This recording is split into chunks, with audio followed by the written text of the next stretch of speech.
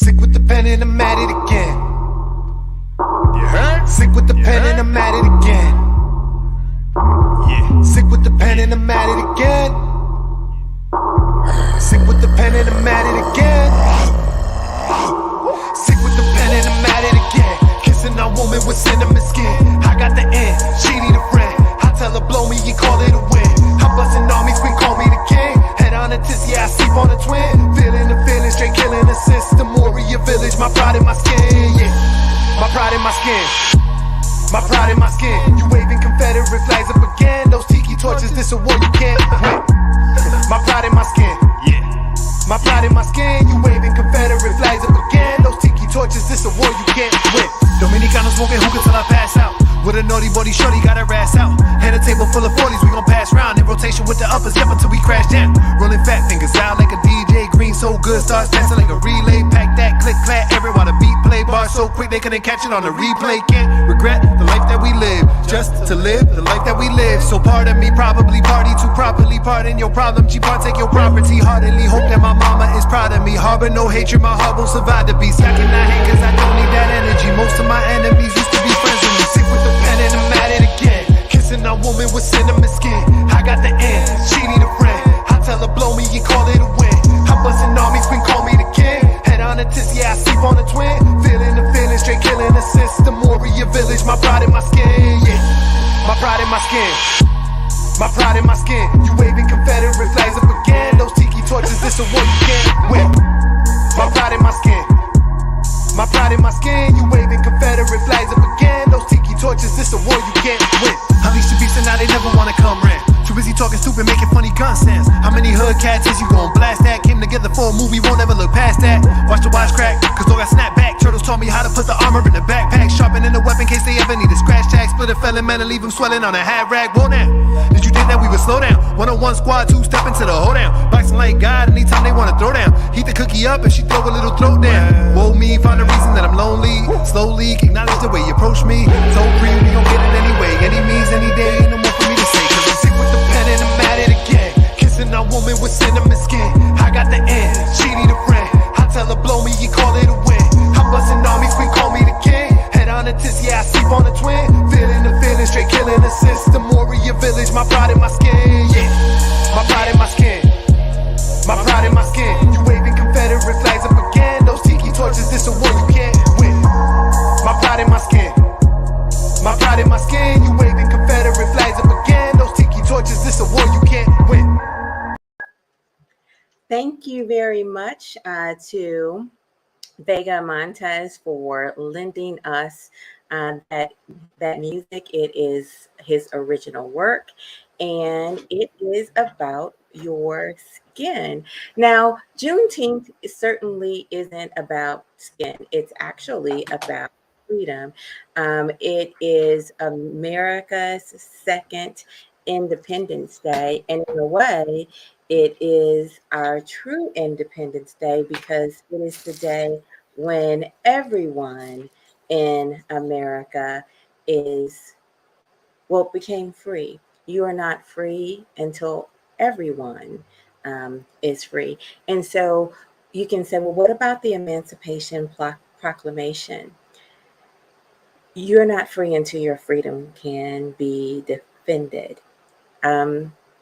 That is why Americans hold so tight to the Second Amendment, because we believe that we should be able to defend our freedom even against the government. Now, I don't want to open up the can of worms about guns because I do believe that there should be gun safety. At the same time, the Second Amendment is necessary. Now, that said, I have something. Yes, I have people that I'm very proud to be with me.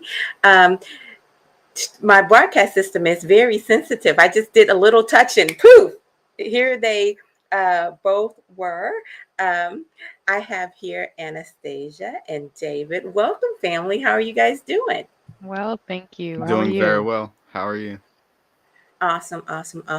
Now, Anastasia, can Can you tell us a little bit about your background? And generally, I really mean your professional background, but what is your connection to America, is what I'm asking. Yeah, absolutely. So, Anastasia Stevenson, I am a director of business product owners at Cigna / Express Scripts here in St. Louis. I've spent the last 4.5 years there and kind of cut my ground at MasterCard, where I was a project manager and people leader. As far as my history and my heritage is concerned, I have a little bit of a mix, right? So, while my ancestry says that I am African American and Native American, I am American. I am a Black American. Hmm, hmm, hmm. I describe myself as a foundational Black American, um, which means that my ancestors built this country, Mm, period. period. I'm Absolutely. 100, I'm 100% American. I did not, um, I don't feel like an immigrant of any sort. I feel as if I have every single right that belongs to an American, um, by my birthright. Hmm. David, Yes, how ma'am. about you? What is your relation? So I identify, I kind in a way, I identify with everything and nothing at the same time Huh. because, well, yes, I, I was absolutely born in this country. I was born in San Francisco, but also at the same time, I was born in, like, my parents are from Nigeria, Mm-hmm. Mm-hmm. and they immigrated here Mm-hmm. like a Mm-hmm. month before I was born. So I do identify as Nigerian. But Mm-hmm. also I identify, you can say I'm African American, you can say I'm African. I don't really put a label on it. Mm-hmm. Just in that way, I don't really, it's weird. I don't identify as one, but I don't identify as none at the same time. I see. You know, when you are a child of immigrants, very much of your culture and your history is from a different country. Hmm. As for me, I don't I don't have culture from a different country. I don't have culture from Africa. All of my culture, all of my mindsets are American mindsets, and so I actually I get it when people from Africa are sometimes frustrated with the term African American because it's thrown back at people who claim to be African American. Well, when have you been to Africa? You know, I actually went well, no, not to, you, not oh, not you. I mean, like a person like me. oh, I'm Of sorry. course, you've been to Africa because you know Right. I that's apologize. Yeah. logical. You're only one generation removed, right? Hmm. Right. But Anastasia, have you ever had that challenge? I have, and I can't say that I completely understand because I've never been in those shoes, but I do get it, right? I've never been there. I want to go, but I've never been. And so I have had a couple of folks of African descent, actual African descent, say, what's the big deal? Like, you guys have it pretty good. I don't understand. And understanding where they are coming from and where we are, it's two different things. There are so many people that have this identity of what Africa is, and it is not, right? It's not all Mhm, huts and dirt. It's beautiful landscapes and thriving communities and lots of people with amazing families. And mhm, people take that for granted, right? They have this ideal situation in their head of what, they only see on these 2-minute clips on commercials, right? And it's not accurate. And so I get it. I get their under or their question of how can you want to identify with something when you have no idea what it's truly about, right? And so mhm, that makes me go inside and say, okay, well, what are my unknown biases about mhm, where the history lies and how I need to grow and understand and um, try to see their perspective, but also, right, there's a responsibility for all of us to love, accept, admire, understand, and help, right? because not Mhm. everybody has it all figured out. I don't think any of us Absolutely. have it all figured out. But I just want to highlight this particular idea. Africa is a continent. Yes. Mm-hmm.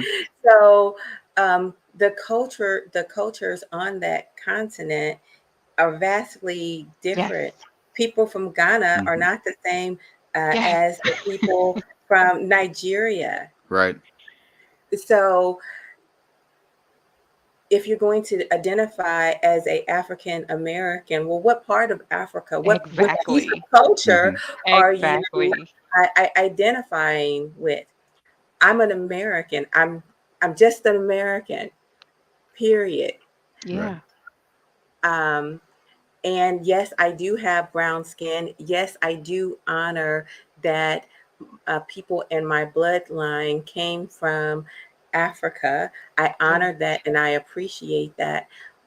But I would have to know more to know where specifically am I from in Yeah. Africa to Mm-hmm. even begin to untangle and unpack that particular culture. So when sometimes people look at me or talk to me and they think of me as less American in any way, shape, or form, I think they're confused because all of me is from America, the good, the bad, the ugly parts of America. Because I'm not shy in believing that everything that America has ever done is 100% apple pie. But that would be like believing that everything that your parents have ever done is apple pie. Correct. Right. Still, Yeah. right, but still you love them just the same. Yes, Mm-hmm. Correct. that that's my best correlation. That's the best way that I can put it. That's very well said. It's so often that we get entangled in just looking at my color and assuming, making unreal and unrealistic beliefs and taking a stance against what you see. But I'm just as American as anyone else in this city, right? In this state, in this country. Hmm. Um, and yeah, it's not up for debate. I don't think that there's a wrong way to be. Well, I don't think that's a right way or a wrong way Hmm. to feel about it. Because I could feel, oh, hey, I feel a part of this country just because I've lived here for this amount of time and I've uh maybe I've had these same struggles with a different person, or maybe I don't have the same struggles with them, but that doesn't make me any less American than the next person. Hmm. Have you ever been challenged on your Americanness, so to speak, David? uh yeah, I have. There have been times where uh there have been times back when I was in school to where like people would With a different question, person, or maybe I don't have the same struggle.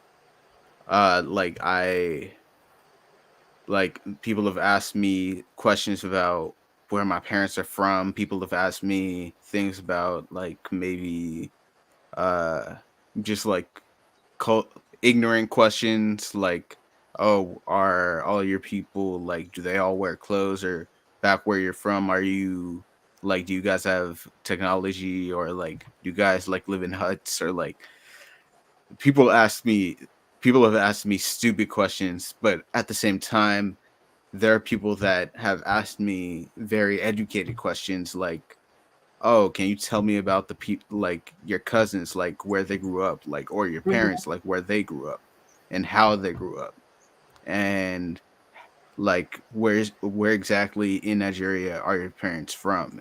And like there's one of my friends that I met when I was in high school, and he asked me a lot of questions about my family, and I asked him questions about his family, and he always told me about how he wanted to become an ambassador and travel back to Hmm. Africa to find out where he's from. Oh, that's beautiful. Yeah. And that's very beautiful. And I do encourage that particular activity. I Right. definitely encourage that activity. I I have think the considered. term is called Pan-Africanism. Mm.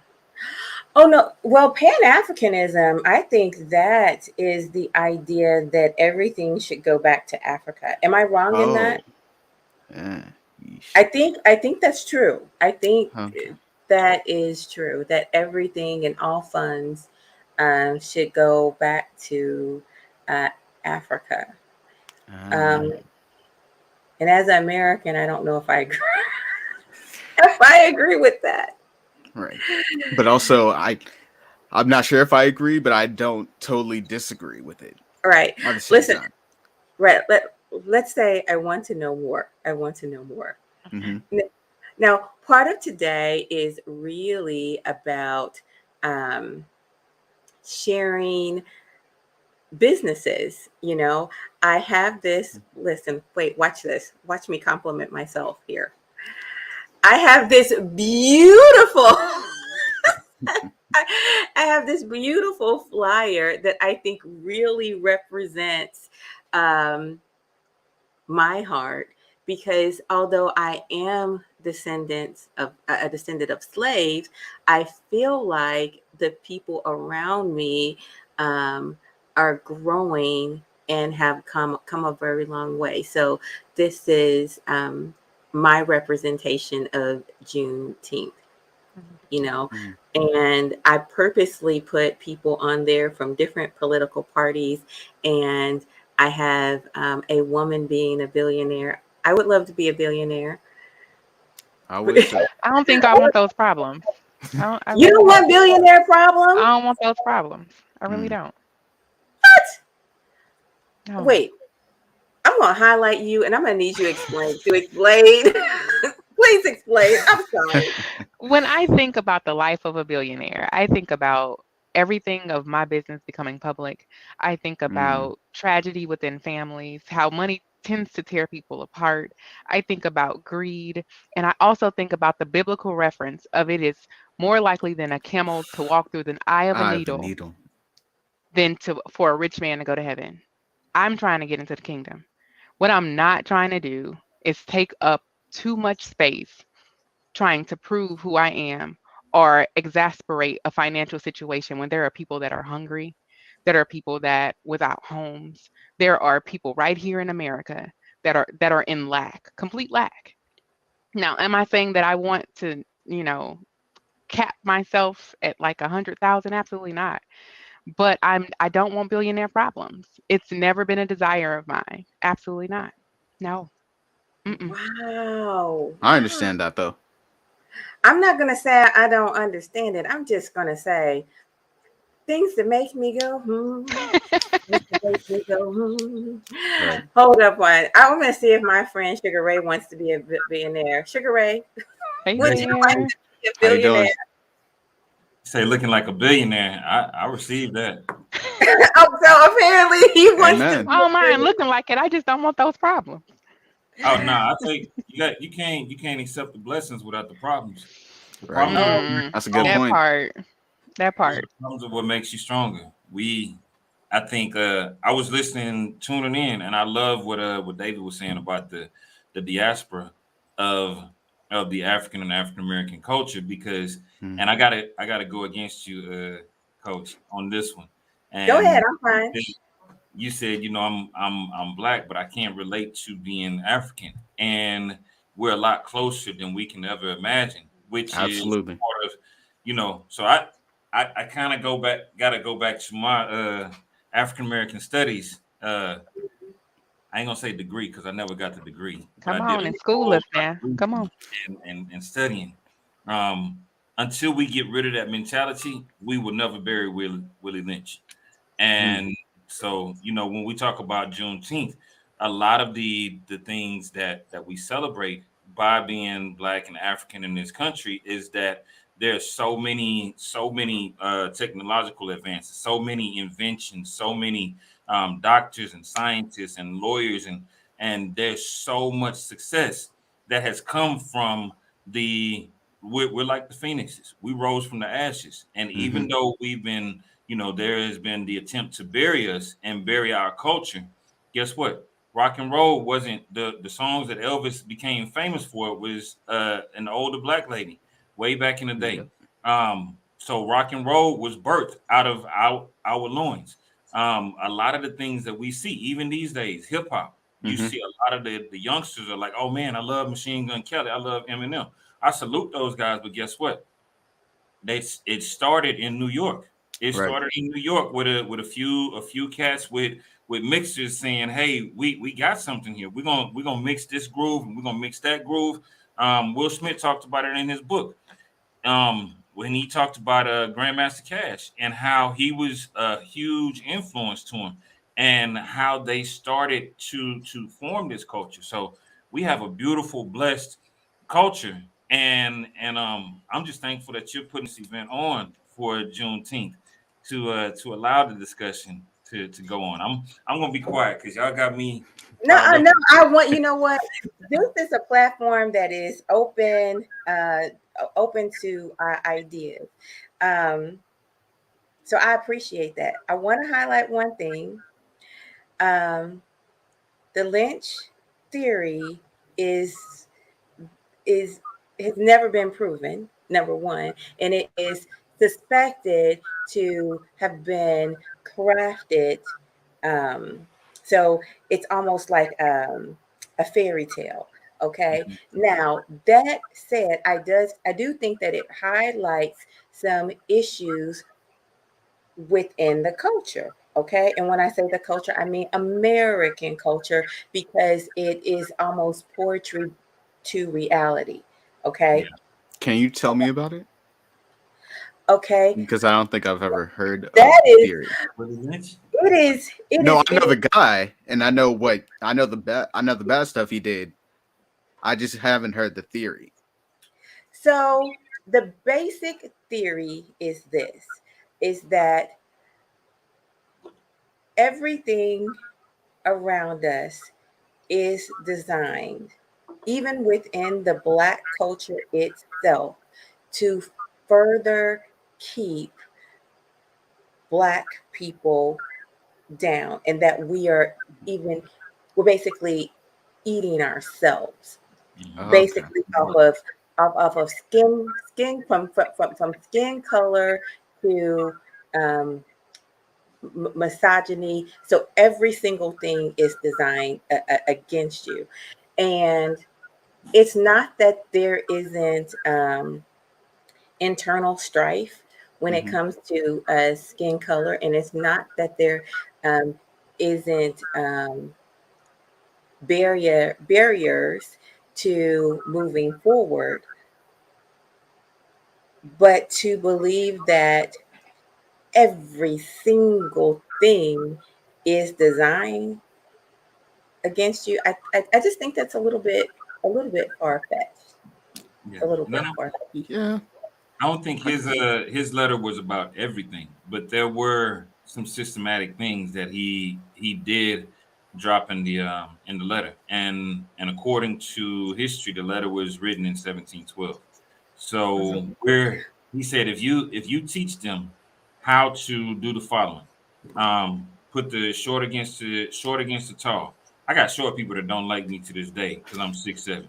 Like, y'all go sit down somewhere. I like you, Sugar Ray. I just want you to get stuff off the shelf. That's all I want. Please get stuff off the shelf for me. That's all I want. Right. Yeah. The fat against the skinny, the light skin against the dark skin, the old against the young. And if you look at the way that we have fought against ourselves, as recent as the gang wars that happened in California and then kind of spread out across the country, red against blue, or whatever other color against whatever other color. If we get to the point that we say, wait a minute, like Tupac said, there's politics in the people, and there's power in the people, and politics we aggress, right? If we get to the point that we say, like, Coach Erica Love says it, hey, I got a platform, I'm going to share my platform to help others, to uplift others, and other people start doing the exact same thing. Like, look at right now. the number of people that's tuned in. Everybody that's on should be saying, oh man, this is amazing. Let me hit that share button. Because what that does is it costs you nothing to share. But it costs you 99 plus to go and put some red bottoms on. It costs you 10, 15, 20 to go get your eyelashes done. It costs you all this money that you're spending on material things. But when you see someone trying to elevate themselves, your mentality becomes, well, if they get higher than me, then I can't go any higher. And that's the exact opposite, because if in order to get to the top of the hill, maybe one person has to go before the others and pull others up. And if you pull one up, they may pull somebody else up, and they pull somebody else up. And what ends up happening is that eventually we all get to a higher level because we've started to do what other cultures have done for years. I grew up in, I'll call it a barrio when I was growing up, 90% Mexican. And I hate the word Hispanic. For those who don't understand what it is, it's two words in there. Hispanic. Stop saying that word, please. Respect our brown brothers. But I would see there would be about 5 or 6 cars at one house, and you'd see about 5 or 6 families. And what were they doing? They were pooling their money together. They'd go work at the same job. They pooled their money together. And once they got that money to a certain point, guess what? One person is able to move out. And then another person is able to move out. And then another person is move out. And they repeat the cycle consistently. Whereas what do? Well, I got to get it for myself because I'm independent. I'm all about me. You don't have to do that. There's enough for everybody to eat. If we all learn to come together, pool our resources, maybe somebody on this live is good at marketing. Maybe somebody else is good at hosting. Maybe somebody else is good at speaking. Maybe somebody else is good at just, they have a strong network. When we pool those resources together, it costs nothing to support, but it costs everything to hate. Right. Willie Lynch was teaching hate. Until we bury that, then guess what? We are consistently fueling the soul of something that was never meant for us. We're all, and I'm going to speak for me. In my opinion, we're all children of God. God taught us love and love unconditionally, right? Love keeps no record of wrong. Love does not envy. Love does not boast. Love does not brag. Love is, you can go on. 1 Corinthians chapter 13 is one of my favorite chapters for that reason. And it's talking all about love. But once you start pooling resources together, Jesus went and got 12, what people would call misfits, 12 flunkies. They were fishermen. They were tax collectors. People hated tax collectors back then. Still hate them today. If y'all listening, don't come for me, Uncle Sam. But but he went and got 12 people that were not of quote unquote noble character, were not the highest of the high. And they formed a union which changed the world. It changed our entire time clock. Imagine what we could do if we started pooling our resources together and said, hey, you know what? I'm good at writing. You're good at speaking. You be the voice for us. I'll write your speeches. Now you got a master speaker out there that is being fueled by somebody who's able to write. Maybe you got somebody who's like, you know what?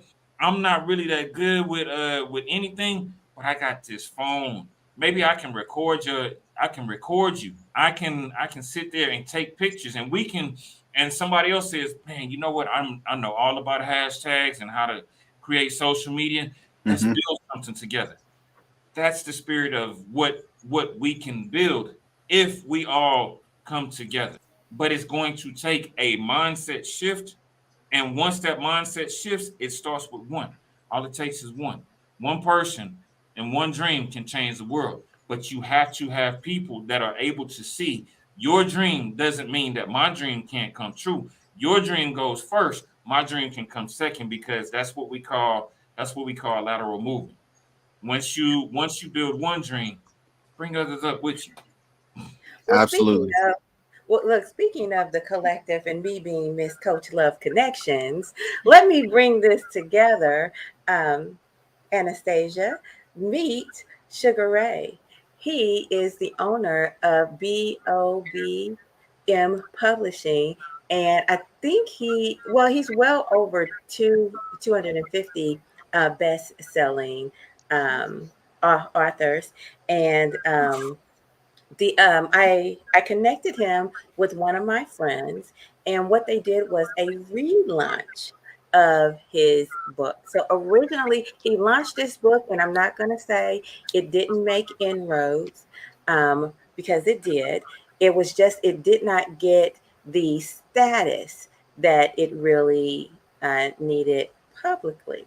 So after connecting him with Sugar Ray and BOBM, I'm sorry, BOBM, yeah, I said it right, publishing, he is now a Amazon best seller, and his numbers are up, his exposure is up, and I believe that he's also partnering with the Alzheimer's Association with his book, which is really awesome. His book is about that particular disease and caring for his parents. So that's how that connects. And now I'm going to flip it over and I'm going to say, Sugar Ray, Anastasia is the bomb.com. Let me tell you why. Even from her sick bed, she found the strength to not only write about her journey, but she found the strength to give her son a hand and help him write about his journey and her battle with cancer. So we have a two-track thing going there. And if you look way in the back there, you'll see a copy of their books. And I'm going to ask her just to slide on back and go get those books if she can, to bring them close up, and then come talk about them just a bit, because she is the essence of fabulous and strength. Ooh, child. Thank you, Coach Love. That's amazing, and thank you. A pleasure to meet you, Sugar Ray. So we wrote about our journeys with breast cancer. It's just as simple as that, right? But I think the crux of it was the tagline to my book is "From Trial to Triumph." And through such a hard time, through such a turbulent time in our family, we found strength in our faith and in God and in how we decided we would move forward. We found purpose in our pain, right? And it was essential for me to have the conversation transparently with my son to say, this doesn't stop us. This doesn't limit who we are. This does not, um, take us off the path, because God can use everything for our victory. And this will be one of those things. So we sat and we wrote Mommy Has Cancer, and it was his description, his feelings of what he went through. And because when I got my package at the chemo center of all of my goodies and all of these books that they sent home with our families, there were no people that looked like us. We needed to change that. We needed to have his voice, a young Black male, helping his father and supporting his sisters through his mother's battle with breast cancer. And so we did that thing. There was no other option. That is beautiful. And how, share with us how old your son was at the time. CJ was 7 at time of diagnosis. His book was published when he was 9. Mm-hmm. Mm-hmm. That's very impressive. Every time I hear that story, it just gives me such joy.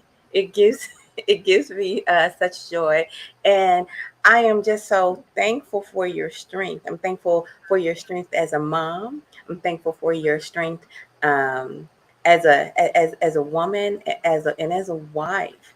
You know, and it is hard enough to go through something like that, but to find such purpose and power.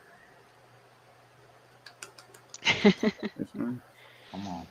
It was a God thing. It was a God wink. And it's funny. I tell the story often. The young lady that wrote the foreword in my book is a survivor herself. And she's Mm-hmm. also a published author. And we were on a walk 2 years before I was diagnosed. And I told her, I said, I want to write a book, but I don't have anything to write about. Ooh. Watch what you say. And that Woo! day, she put me in her phone under Anastasia Stevenson, author of The Evolution of Me. I never knew. I had no idea Oh um, my that this journey God. was coming. And so when it came and I started the writing journey. Um, she was the person that I called when it was time to shave my head. She was the person that I called um, to just be by my side, and that's my sister. Wow, Yeah. that Mhm. is really powerful. That is really powerful. David, Yes, ma'am. I want to get you in on here on this, speak from the person's point of view who's just now hearing this information for the first time because this is new to you. It is. And let me just say that Miss Anastasia, your journey is very inspiring, and it should be Thank you. not only should we hear it, everyone should hear it. I Thank hope you. everybody's able to hear it because that's a beautiful thing to learn about. And also for your son to like have that voice and to be able to speak on this topic is amazing. It's crazy to me. It's when we were writing this book, I remember we were sitting right here in this office and he was my boss for a second because we had to figure out, what his pictures in his book, we were trying to figure all that out. And he's like, no, I don't want that there. No, I want this on. Can we make sure that where's dad? Like he was my Mm, boss and Oh I wow. loved every second of it. Like, and he was very intentional with no, mommy, we have to put in that we prayed. And no, mommy, mm, we need to put in this. And no, mommy, I want these colors. And I'm like, are you sure you want pink? And he's like, why wouldn't I have pink? And that for me was like empowering because how many boys are like willing to do the whole pink thing? Our Mm. first, we went to News 2 in St. Louis, and he's like, I want a pink shirt. I want a pink button down shirt because I need to match you. And I love that, right? And he's energetic and he's purposeful and he's poised. And I'm like, goodness grief, God is doing something in your life. And I don't know mm. what it is, but I'm here and I'm gonna help facilitate it all the way. Yes, absolutely. Love that. You want to know something? I'm just going to jump in there real fast about the whole pink thing.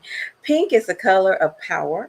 Mm, Um, as a matter of fact, it was um, given to powerful aristocrats and people of that nature.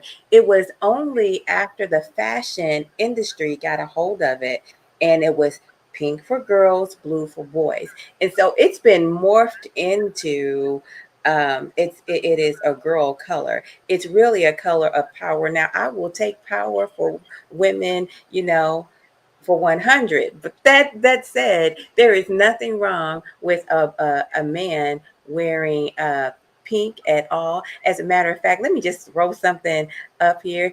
Hold on, wrong one. That's not the one I wanted. I want this one. Here we go.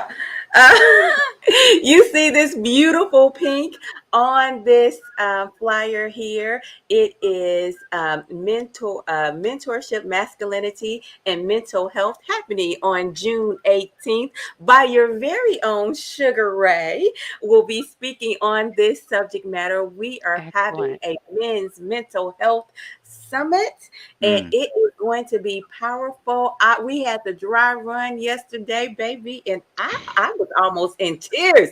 I wanted to jump out of my seat. I wanted to run and go get a young man, and I said, wait. They just gonna have to wait until we air. It'll be okay. It'll. I love it.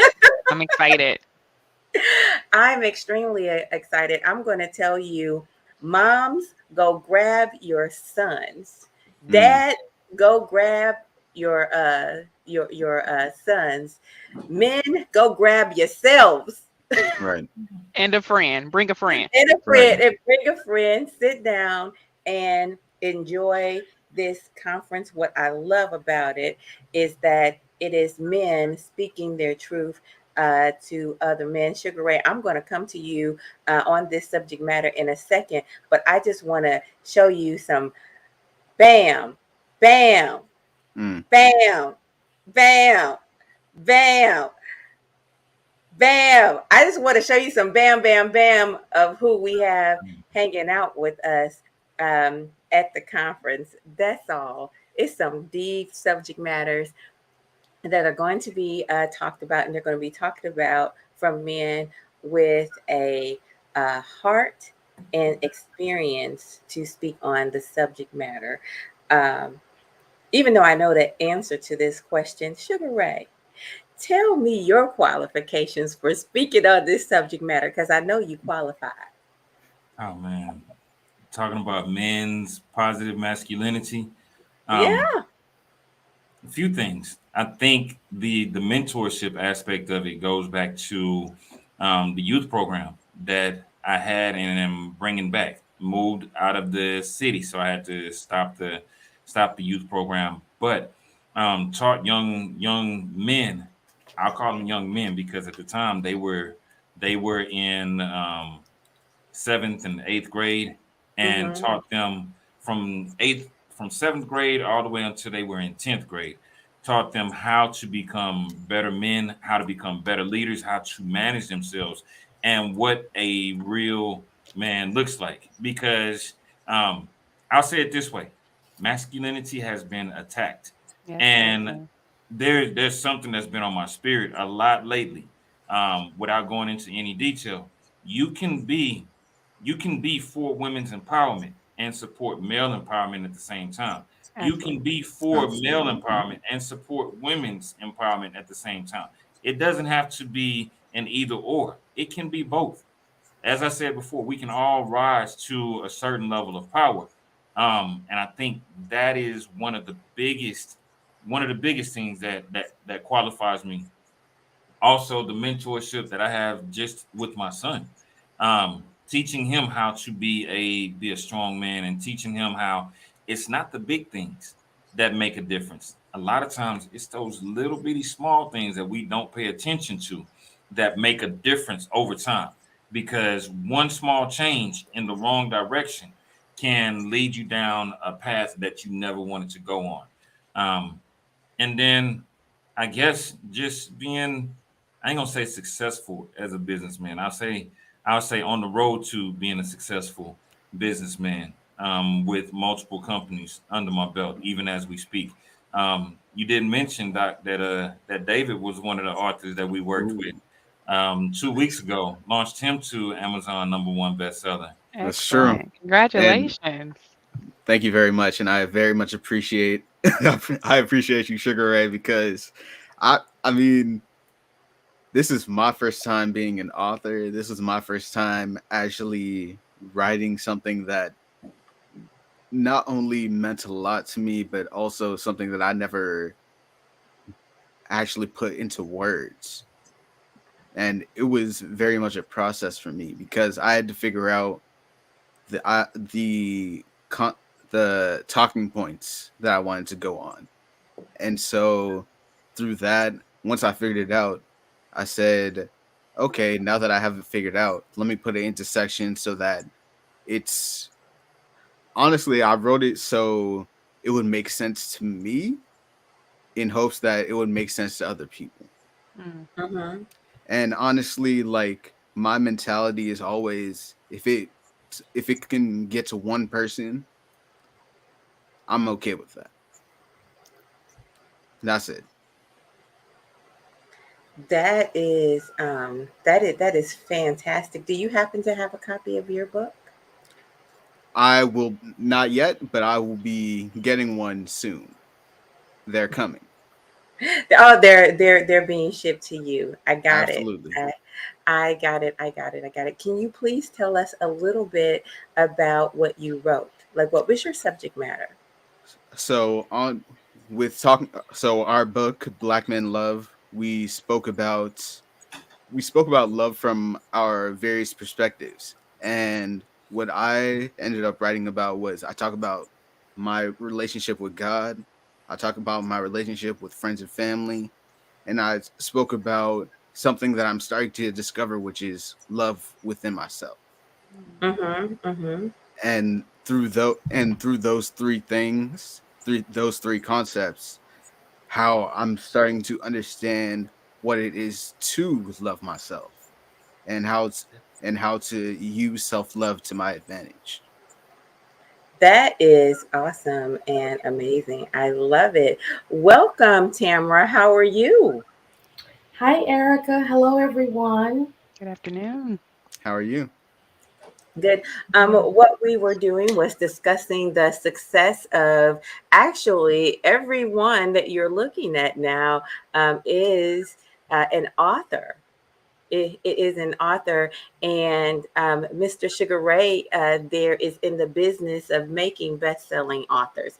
That's his business. Okay, so that's what he does.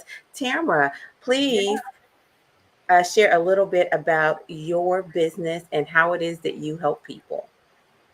So, I am Tara Robinson. I am the owner, happy owner of It's Official 314 Weddings and Ceremonies. Predominantly, I am a wedding celebrant officiant. I also do premarital coaching for my couples, helping them vision for their relationship. Very soon, I will be a licensed agape spiritual practitioner, which will help to give me the spiritual resources to support my couples. I also have a beautiful, beautiful blessing of working in tech. I'm a technologist, and so I'm a mentor to encourage other women to be in tech as well. Oh, wait. So we just jumped from marriage to tech. Okay. It's all technology. It's not, you're gonna have to slow that down a little, rewind, rewind. How does those two fit together, and or do they not, are they just completely two separate businesses? How does that work? So it's two separate things, but in general, marriage is a form of technology. It's Mm. partners coming together with one common goal. It's creating something that's going to work faster, slower, better in order to make your life as a couple easier. So to me, that is a form of technology. Mhm. Hmm. Very interesting. That, you know what? Do you have the mind of an engineer? Do you have engineering in your background? Yes, I do. I could tell, 'cause I was like, only an engineer would think about it that way. So how beautiful. I think I'm gonna rewind that so I could really slow it down and catch the way you were connecting the dots. But I certainly sense the engineering in your background. Okay. So, which would you like to tell us more about first? Would you like to give us a deep dive into your business of weddings, or would you like to give us a deep dive into technology? I'm going to talk about love, wedding ceremonies. That's where my heart is. That's my ministry, as I would like to call it. I've been Hmm. doing weddings for I guess since 2018. I Hmm. started with my sister's wedding. She said, "Tara, you're a great speaker. You like talking. You used to do poetry. Would you officiate my ceremony?" And initially, I was like, "Ugh, I don't know what that is." But I did a lot of research, and then I'm a spiritually centered person. So for me, I believe in God, Creator, and I just asked, what is mine to do? And by making that choice, I've changed the trajectory of my life. I love doing weddings. I love standing at the altar with my couples and being a conduit of love, something that helps them just express everything that they are within themselves, to their family, to friends, to their God. It's really beautiful. That is excellent and beautiful and beautiful. And so, believe it or not, I'm an officiant as well for, yes, for weddings. And what I specialize in is the love story ministry. So whenever I do a wedding, I always incorporate the couple's love story into their actual vows. I had someone that was focused on technology and primarily on their Facebook story, and I was able to get them and their love initial love through emojis. That's so all cool. yeah, all connected in through their their wedding vows. So that was a lot of fun for me. It's a creative writing challenge as well, and my ceremonies are spiritually focused. So I am blessed to be able to do that. So my heart is connected with you on that as well. Yes. Yes. How many weddings? No, I should ask this question. Are the weddings picking up now, or now that the pandemic is not over, but we're getting a better understanding of how to navigate ourselves through it? Are they picking up? Yes, they are. And amazingly, during the pandemic, people were still getting married. They weren't having large weddings, but they were getting married. I did a number of just myself and the couple, you know, in their home eventually, but then often at public parks because people felt a need to immediately express their love, to immediately say, I'm not sure what the future holds, but I do know that who I'm with right now is who I want to be with no matter what. And so I had a lot of that, a lot of people who were been together for 10 plus years and just decided it was time to get married. And now, as you said, that we figured out how to navigate our movements, yes, there are a lot of weddings, much more bigger going on, full of all the fanfare, the bells and whistles like before. So it's a really beautiful time. That's awesome. Um, what kind of COVID precautions are really necessary these days? I say right now, I do have a lot of ceremonies that are still requiring that people be tested. I live in the St. Louis, Missouri, East Illinois area. Uh-huh. So there was a lot of that going on. Of course, they had a big push here for people to get tested and get vaccinated initially. Right now, it's pretty much whatever the couple decides. And we have people who want to wear their mask. We have people who want to just do a face shield. And then we have people who don't do anything. For a long time, I was doing my ceremonies with face shields because I was standing very close to my bride, or bride and groom, because I'm all inclusive. And so for my comfort level and theirs, I still wanted to wear something so they didn't want to have to think about anything. Now everyone feels like they can take a breath and that we can just simply be and focus on the love at hand. That's amazing. Now, look, Coach Love Connections, got to do it, got to do it. Um, you are in St. Louis, and so is Anastasia. You guys are both in, Oh, okay. yeah, you guys are both in that area. And so I feel that you guys should connect in some way if you can. If maybe if there is a way for you guys to do business together, or if there is an event that perhaps both of you guys could go to. Absolutely. I think that you guys, could connect. So maybe connect on LinkedIn, or perhaps I'll start that. If Yes. you don't, I'll start the connection because you guys are fabulous. You are truly fabulous spirits, uh, and you can probably do something positive together. I'm just going to brag. Both of you guys are strong, God-centered women. Okay, okay, and you're obviously both about your business. How's that? I love it. The That's good enough compliment. for me. Yes. Exactly. I don't know if you got a chance to hear, but Anastasia is a cancer survivor.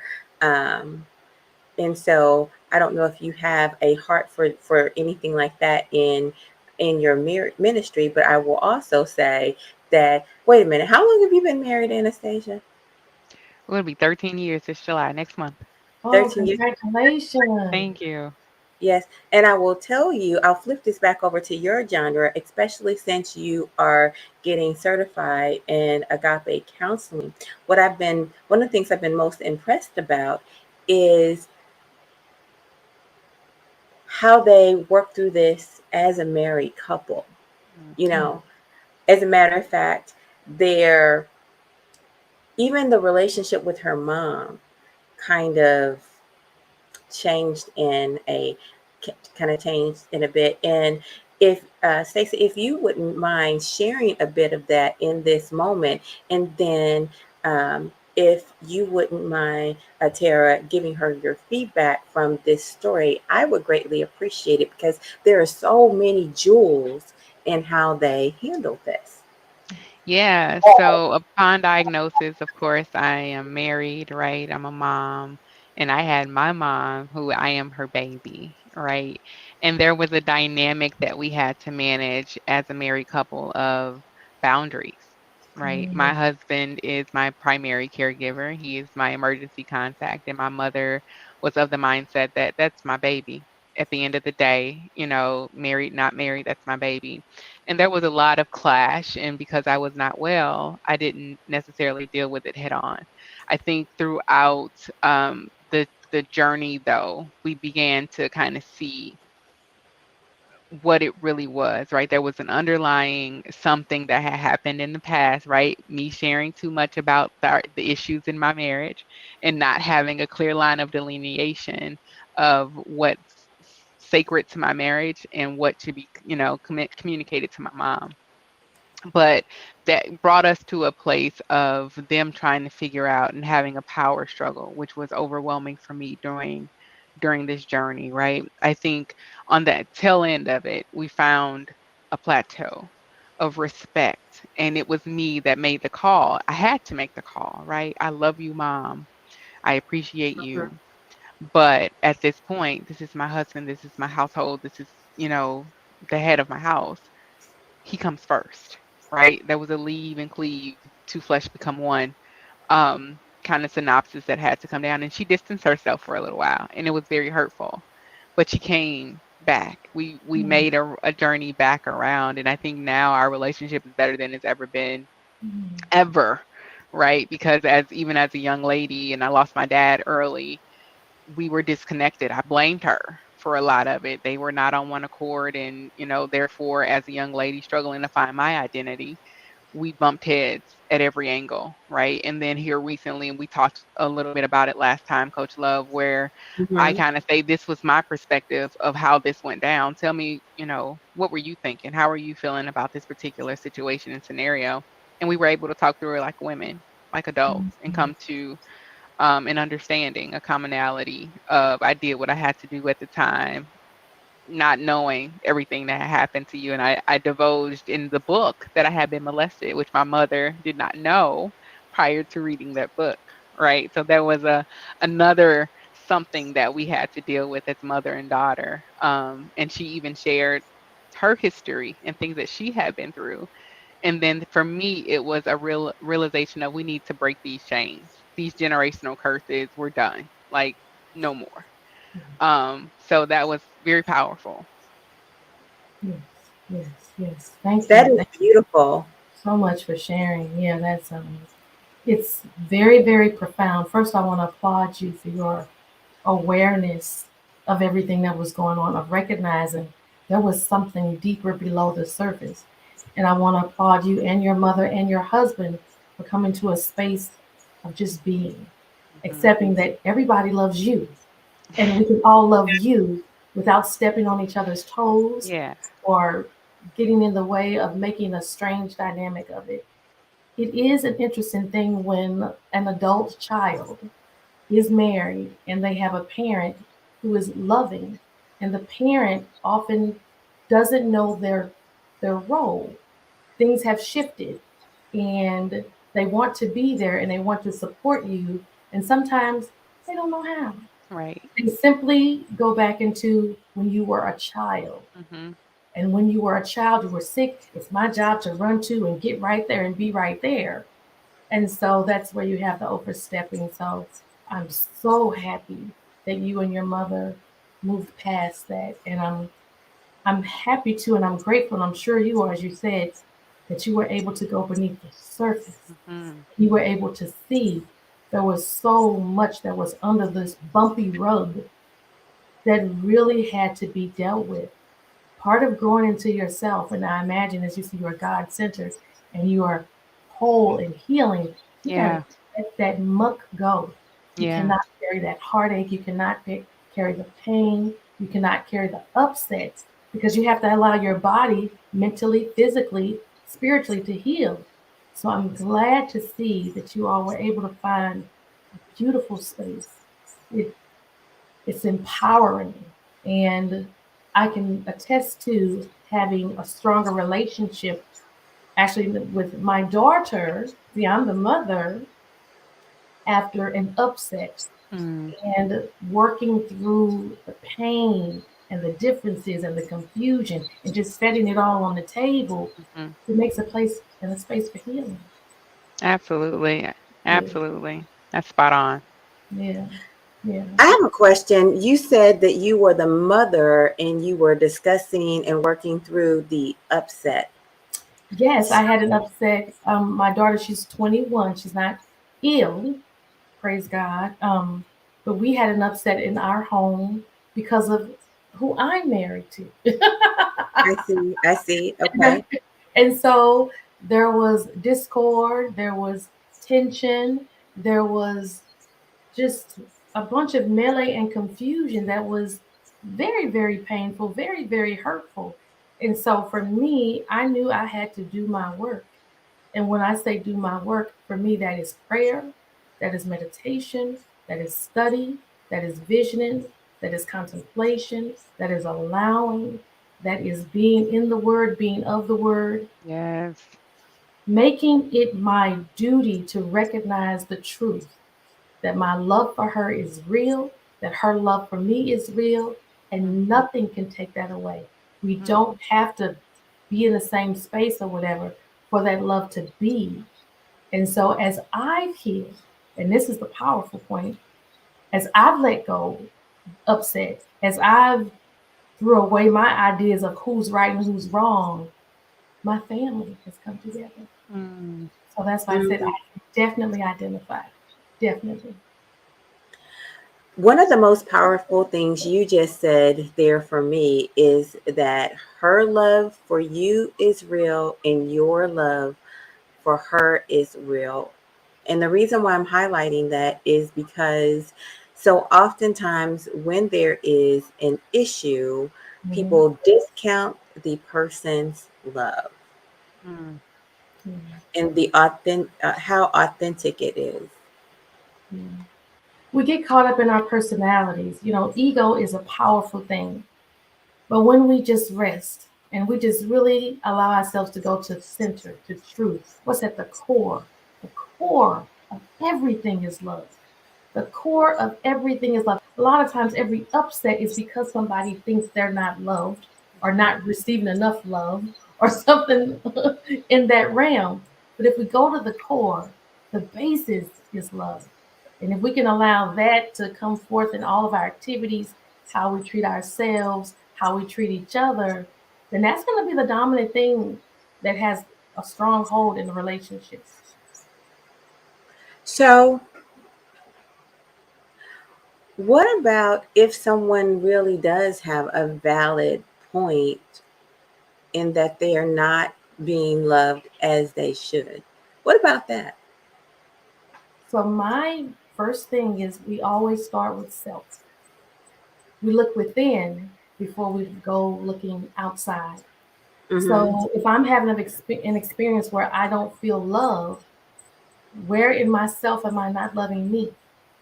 Okay. How am I treating myself? Am I treating myself fully and completely with love?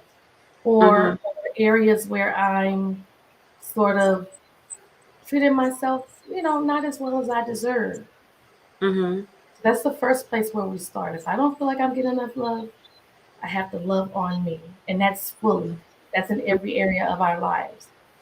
And then slowly we'll begin to see as we love ourselves that love that we think is missing elsewhere Hmm. is actually there.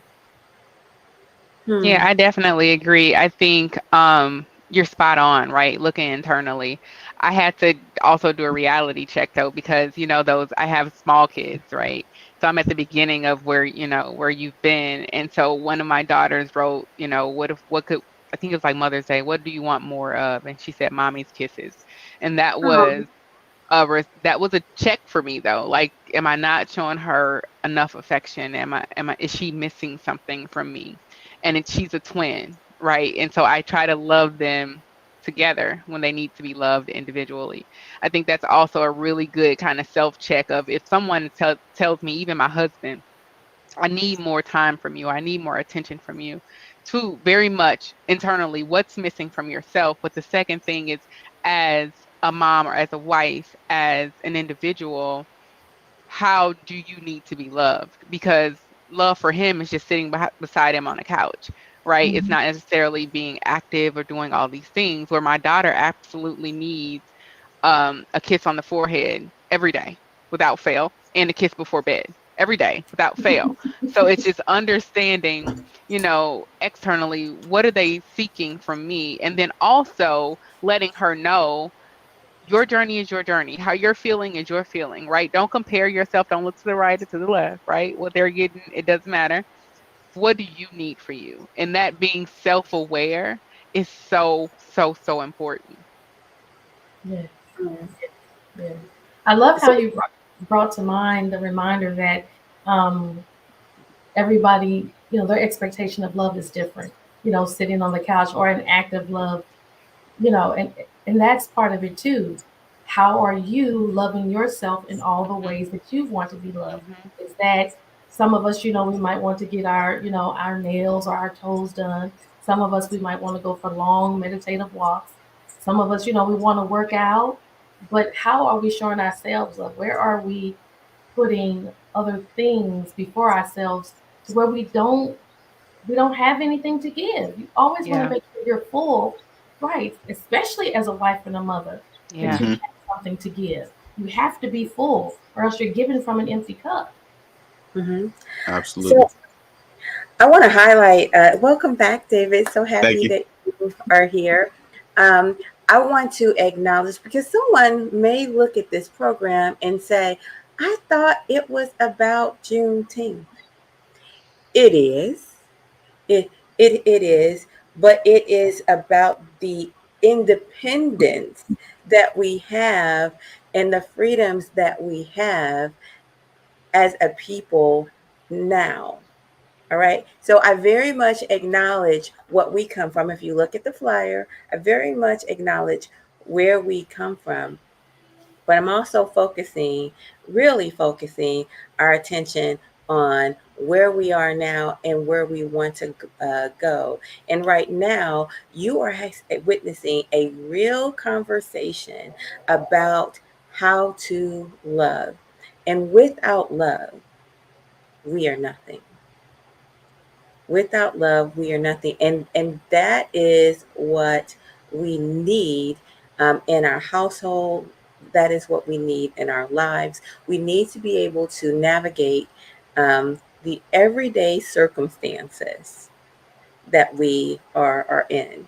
And that is what Anastasia and Tara has been giving us. And I appreciate it so much. Of course. My pleasure. David, you were about to say something. Oh, I was just saying that's beautiful. Oh, I, I agree with you. I agree with you. Um, the other day, um, David and I had the opportunity, well, I should say, I had the opportunity to be a part of his podcast, and we talked about love, and we talked about communication, and we role played out some healthy communication styles and some unhealthy communication styles. And right now, Right.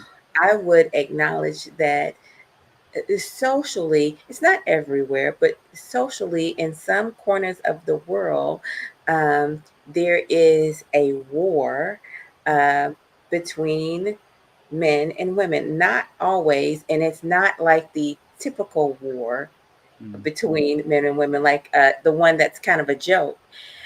It is a one where women and men are truly looking at each other as enemies. I mean, there's a camp of men going their own way and a camp of women saying we don't need you, we don't want you, and I think that is unhealthy for society.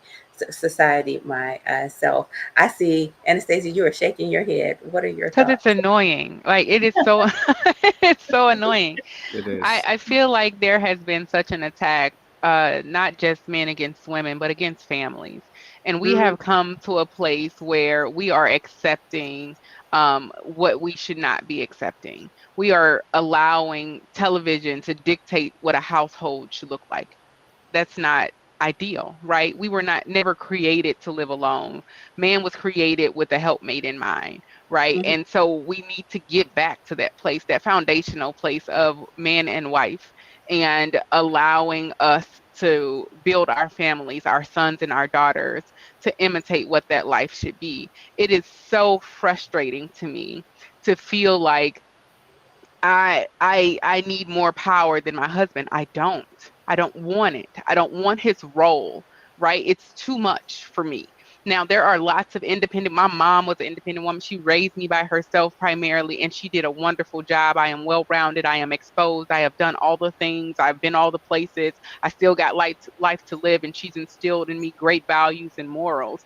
But do I lack something? Absolutely. I did not know how to love my husband the way that he needed to be loved. I did not know how to show my son the affection that he needed. And then when my husband tried to parent him, I tried to step all over him because mm, he's trying to man him up. And I'm like, wait a minute, hold on. That's my son. That's my baby. That's my Wait a minute. baby. Right? And that's not my role. My role is to allow him to raise his son and to raise him so that he can be a man like my husband is a man. He's a man's man, and I'm thankful for it, right?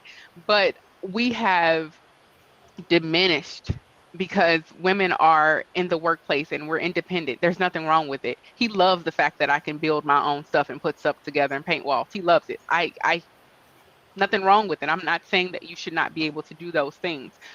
However, a family unit takes at the foundation faith and love, right? That's what we were built and created to be. But then there also are rightful places. And it's not to say that I'm less significant because my household would be out of balance either way. If I'm not present, if he's not present, right? It's not making you less than. It's not making a woman less than if she allows her husband to take the lead. And it's not making the woman less. I mean, and there are situations, right, where there are men staying at home with the kids while the woman is making the money and doing all the things, and they still have a balance because he's still balancing the checkbook and doing all the things and taking care of the, like, we cannot subtract when we are whole, right? There's a healing that Mm, is required. We need to be healed from the nuances and the outside noise that is taking away from our households.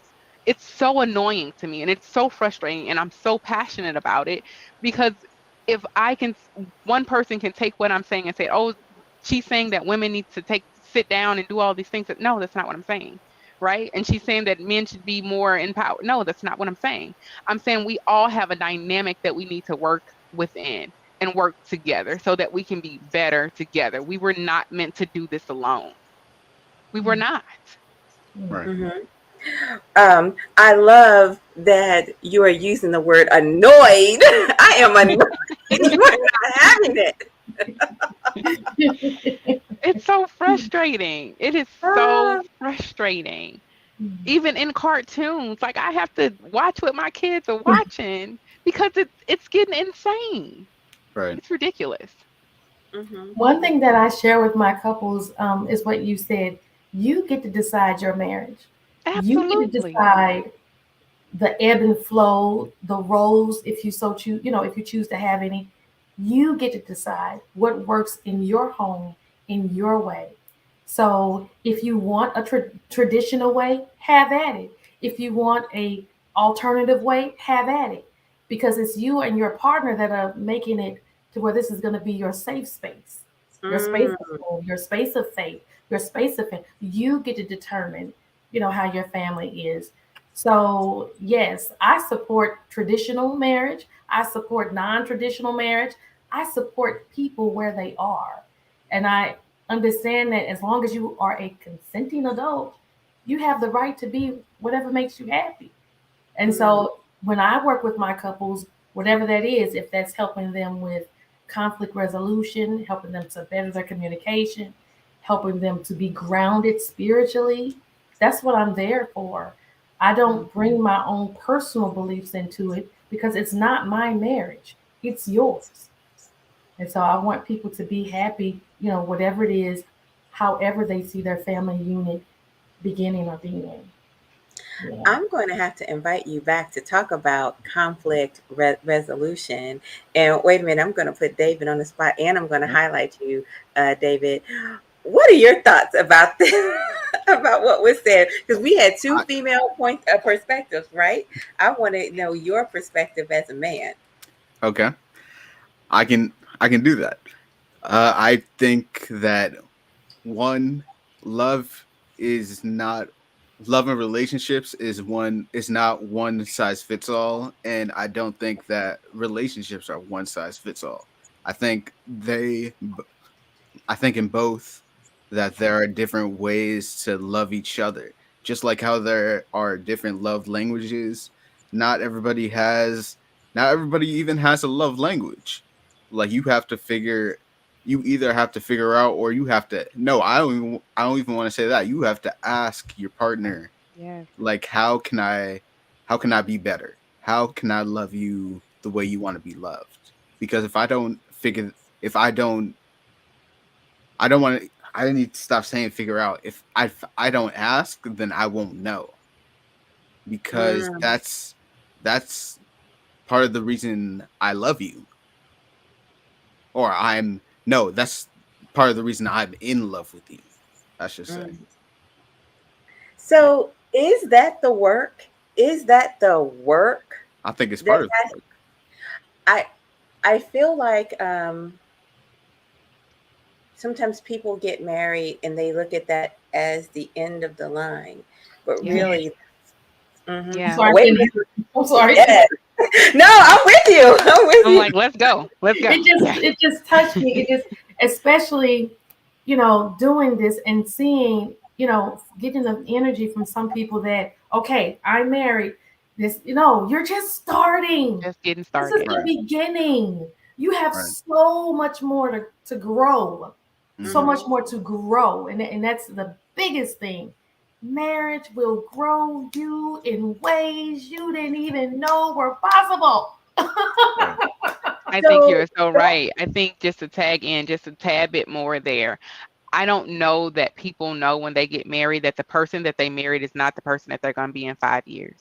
And then they're going to change again in 10 years. And then they're going to change again in 15 years. Like every 5 years, you are figuring out something different you want to do with your life. And there are other dynamics that come into play. When you got married, you didn't have kids. And now you got kids 3 years into marriage. And that changes the dynamic. And then those kids get older and that changes the dynamic because who's driving who to soccer and basketball and all of these things, right? And then it changes again when they become teenagers because you may have forgotten to get to know the person that you married. And now you have to deal with the quiet times, right? Who are you now?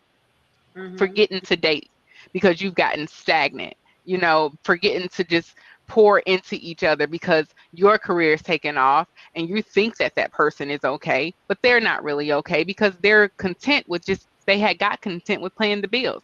All of these dynamics shift over the course of the relationship. So it's up to you to be very intentional about how you are spending the time in your marriage. And the person that you are, the person that I was when I said I do is not the person that I am today because I've somehow in the breast cancer journey found a voice that I did not have before. Right. And so my husband is like, okay, wait a minute. You're different. And I'm like, I am. I am. Oh, wow. Oh, yeah. Wow. Yeah. And he's different. The Army, he's military. It's changed him. He's had deployments away from the kids and we had to adjust to him coming back home, being away for a year. That's a new dynamic that you're shifting into. There are so many ebbs and flows to this thing. If you're growing in your faith, that's going to change you. You're going to change who you hang out with and where you go and how you dress. That's going to be different, right? Like everything, nothing stays the same in your marriage. And if you are not being intentional about growing and learning each other and staying connected and having good communication, Mhm. doomed to fail. That's right. You know what? I'm so glad that I have you two here as a person very seasoned in marriage, as a person who's very seasoned in counseling those in marriage. Um, David and I have done some role play before. We're going to do some for you again, and I'm going to make something very challenging for David. But before I Mm. do that, let me acknowledge our new guest. Hold on here.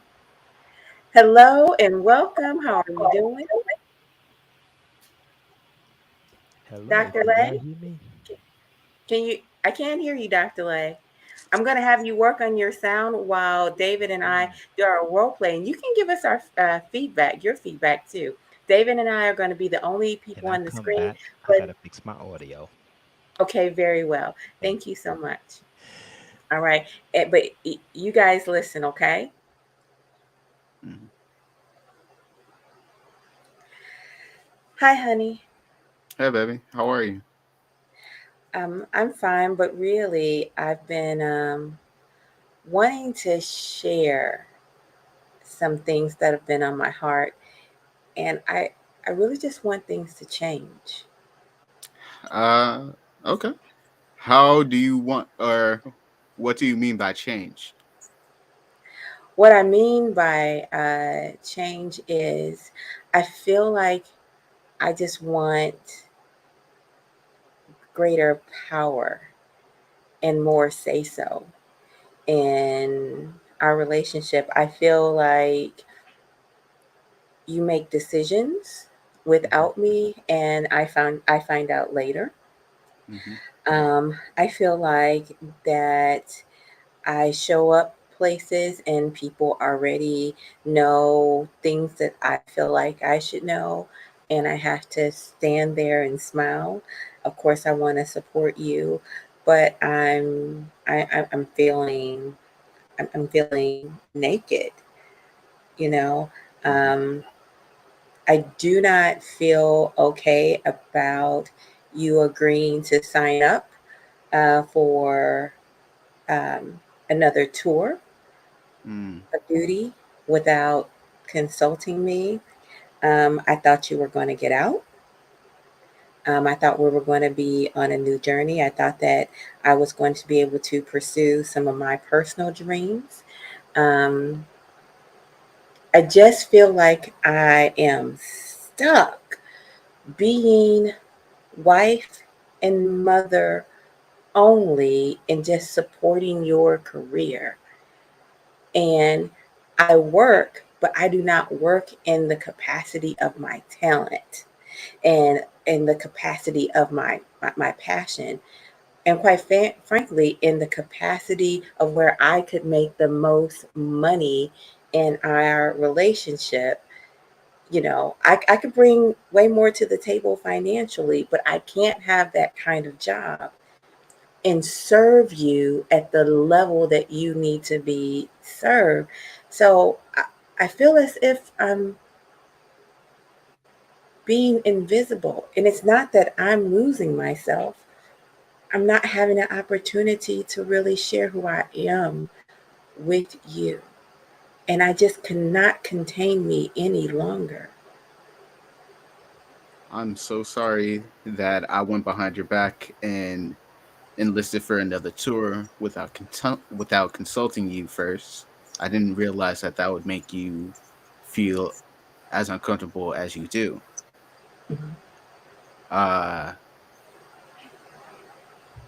I, w- I wanna. I need to. I understand that I need to. No, that's not what I. That's okay. We have help. We have help. Let's bring in the help because I feel that that's a hard scenario. I feel that's extremely hard scenario. Um, and being that you are the new voice on panel Dr. Lay and your shirt says men, I'm gonna give you the ball if you want it. Do you want the ball first? Sure. Can you hear me? Can everybody hear me? Yes, Yes. we can hear. Man, I don't know why my headphones. I'm so, I feel like I Oh, waste money. that's Yeah. okay. We'll No, we'll we'll let you off the hook, and we'll see which I'm good one of you now. guys, which one of you guys, because Tara, I saw you want to say something. You want to give some advice quick. How were my words? How can we, help David? Because you know what? I can see that David felt as he wanted to love his wife, but could not find the words. Is that how you were feeling, David? Absolutely. Hmm. And let me just say, I feel like I'm already terrible with words. So the fact that I didn't know what to say and I didn't know how to express how I felt about how she felt, or Mm-hmm. how I wanted to like acknowledge her feelings without sounding condescending. Mm. And I don't know how to do that, really. Mm. Hmm. Ooh, well, I'd like to share. Yes, please do. Please let me really get you to share here. Bam. There you go. Look at there. Look at So, first of all, from the wife, um, there was a lot. She had a lot of emotions. She threw in seemingly was what was going to be something small, but it just kept compounding and compounding mm-hmm, and compounding. mm-hmm, Um, she did a great thing of starting off with "I feel," because that's an honest place. Whenever we start with "I feel," Mhm. that's beautiful. Mhm. Um, Now, a little small tweak is she also said something about you make decisions. We want to be careful when we talk to our spouse and never be like the you, because it's natural to start feeling defensive. And, even if the person isn't being attacking, when I say you, it kind of feels like that. So there's a Mhm. way of saying decisions are being made and I don't feel like I'm a part of them mm-hmm, without taking that little you off. One thing could also be there was a sense of powerlessness. And so my natural inclination was to go to where in the past has the wife felt powerless and invisible that she is continuing this. mm-hmm. I had a lot of notes. Also, what it seems that this couple could benefit from, or the wife could make it less about the not what he's doing and more about how can we work together so then Mm-hmm. these things don't ever happen again. Mhm. What are our rules of engagement? And then when the husband David, in his response, the first thing was beautiful. Simply, I'm sorry. That's a wonderful place to start because your intentions are pure. Now, if you two were in the same space, then I would have asked, of course, that you looked her eye to eye, that you either held her hands, that you pulled her close, and you told her and expressed that initial statement. I'm sorry. Hmm. It is perfectly okay to not have the right words. If you start honestly, if you start with, I don't know what to say, but with how you feel, I Mhm. do hear you and I do love you and I am willing to do XYZ, then that sets the stage for the wife to sort of release whatever, those feelings of angst and upset. And it opens her up to say, okay, he's willing. How can we move forward from here gently? But this whole thing would be several conversations. It wouldn't just be one. Okay, and I just Mm-hmm. Mhm. I love that. I wait a minute. I wholeheartedly agree that one of the biggest mistakes that my character made is that this is a big conversation.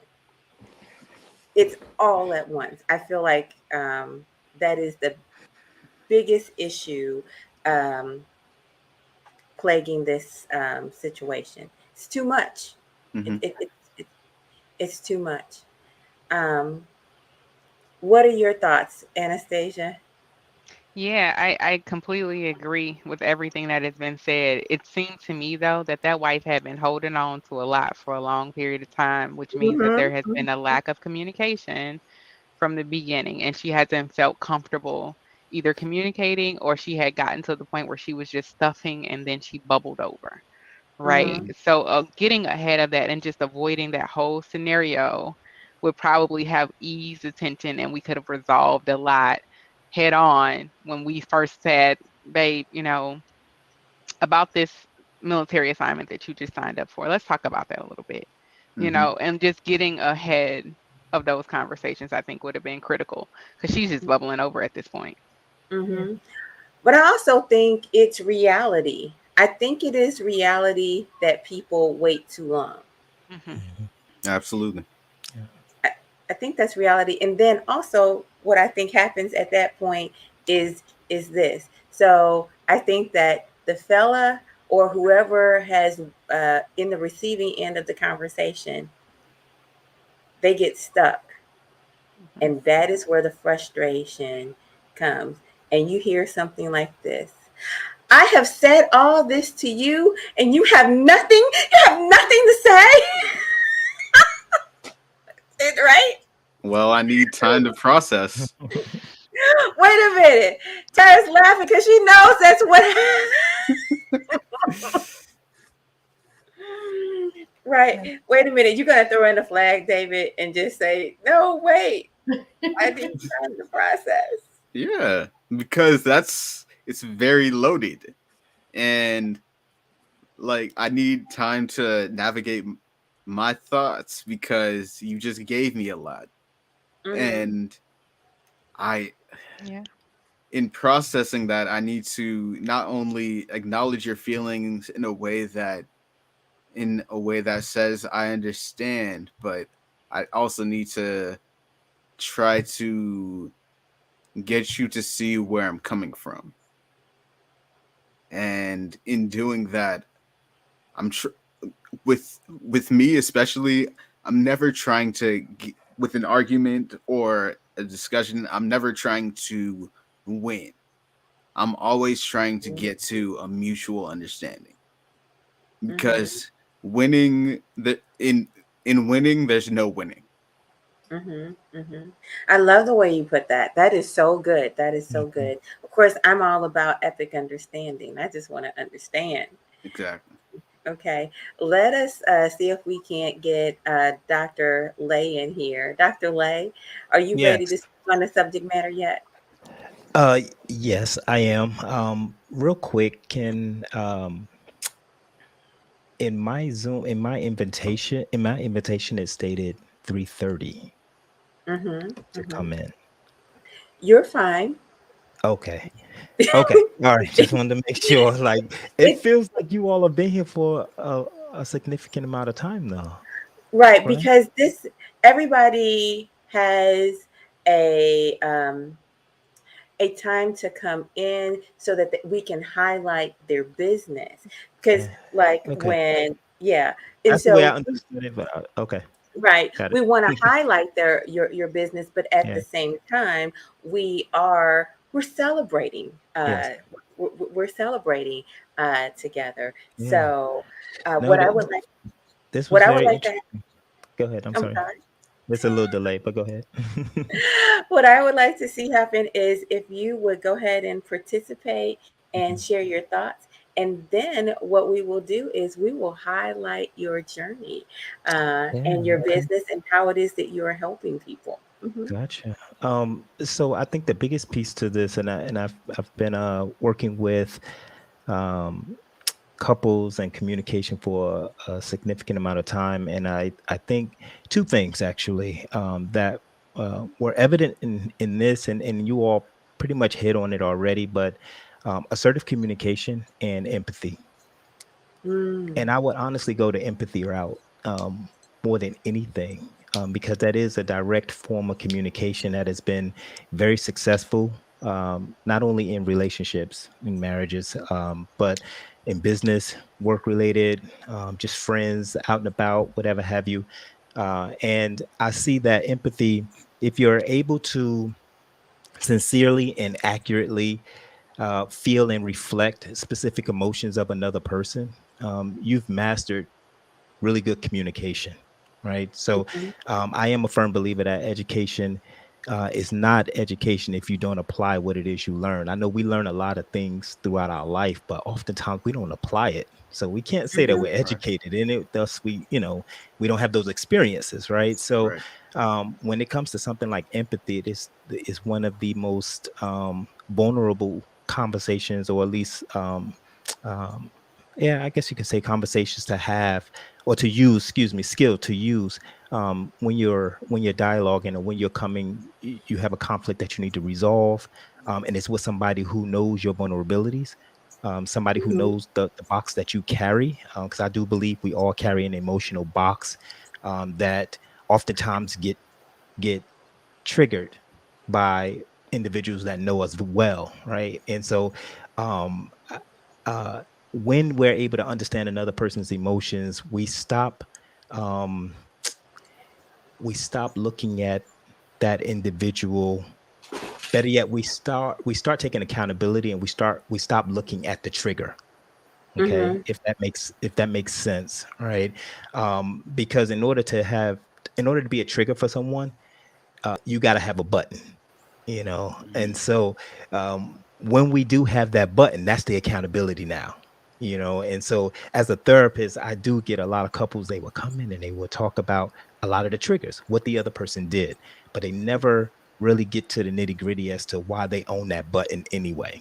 So what would trigger Mm-hmm. you may not trigger me, so I will speak low on it. I will, because I don't own the button, you know Mhm. but for that individual, for that person, that button was put there as a defense mechanism very long ago. It has nothing to do with the hubby, but or the wife, but they may push that button. And so we try to desensitize buttons like that, right? So the main way to do that is through the empathy, using empathy. But assertive communication is stopping that spillage. There was a study that showed however long, when a person gets divorced, however long they were married, they were breaking up for half those years. Okay, so if they got divorced in Oh. 20, they really been on the downslope for 10.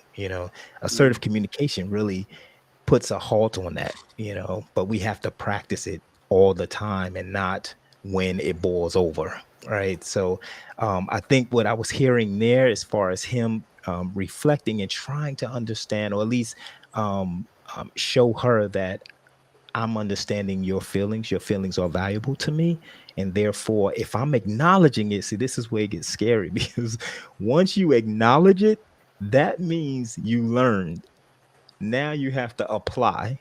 And there is where that trick comes in there, because you fall back into Mm-hmm. old habits. You can't. Mhm. And like I said, the best education in this world is experience. So you have to apply what it is you learn. Once she said and you acknowledged it, I'm a 20-year vet, and one of the things we would say in the military is HUA, and that's HUA, that's heard, understood, acknowledged. And you never wanted to give your commander a HUA and then go and do something messed up, because he would look at you, or she would look at you and say, why did you give me the whore? Why did you say whore? Why didn't you say, hey, I don't really understand where you're coming from. Can you run it back to me? But once you give that whore, that means you heard it, you understood it, and you acknowledged it. So now they're waiting to see the action. They got to see if they can trust you. It is like the same thing I notice in relationships when it comes to communication. Once they say, oh, okay, I understand. Oh, okay, got you. I understand now. Now I see where you're coming from. Now it makes sense. Now that you've learned, let's see how you apply it. Mm-hmm. And I think there is where both sides you will start to see, even in therapy sessions, you'll start to see them be more positive when communicating with one another, because now they see the action. It can't be a try thing, though. It has to be a lifestyle change. So that means you have to do it every day. It Mm-hmm. doesn't matter. So I think that is very key in there. So even in this situation here, and breaking down, as far as did he understand what I said? Are we going to see effective change? Can we move forward, in our relationship? it's going to definitely start with the empathy first, recognizing the emotions of the other person, and the values. And the values that's big, because empathy also means to value, others' emotions. So if they recognize that and move forward from there, then I think relationships have a greater success. This relationship of those two characters will have a better success, right? But that's my piece on it. Long version, I guess, but still. I Yeah.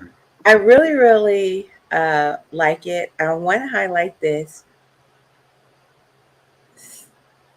fake out, because this is what I see. Mm. I see people go to, counseling, so they talk about things and they say, okay, we're going to do this. But what happens? The backsliding. Yep. Yep. There's Yep. no commitment to actually doing the work. I do not think that is David, though. I think he remains that he would be committed. I'm curious, David, with everything you heard, do you feel more empowered now?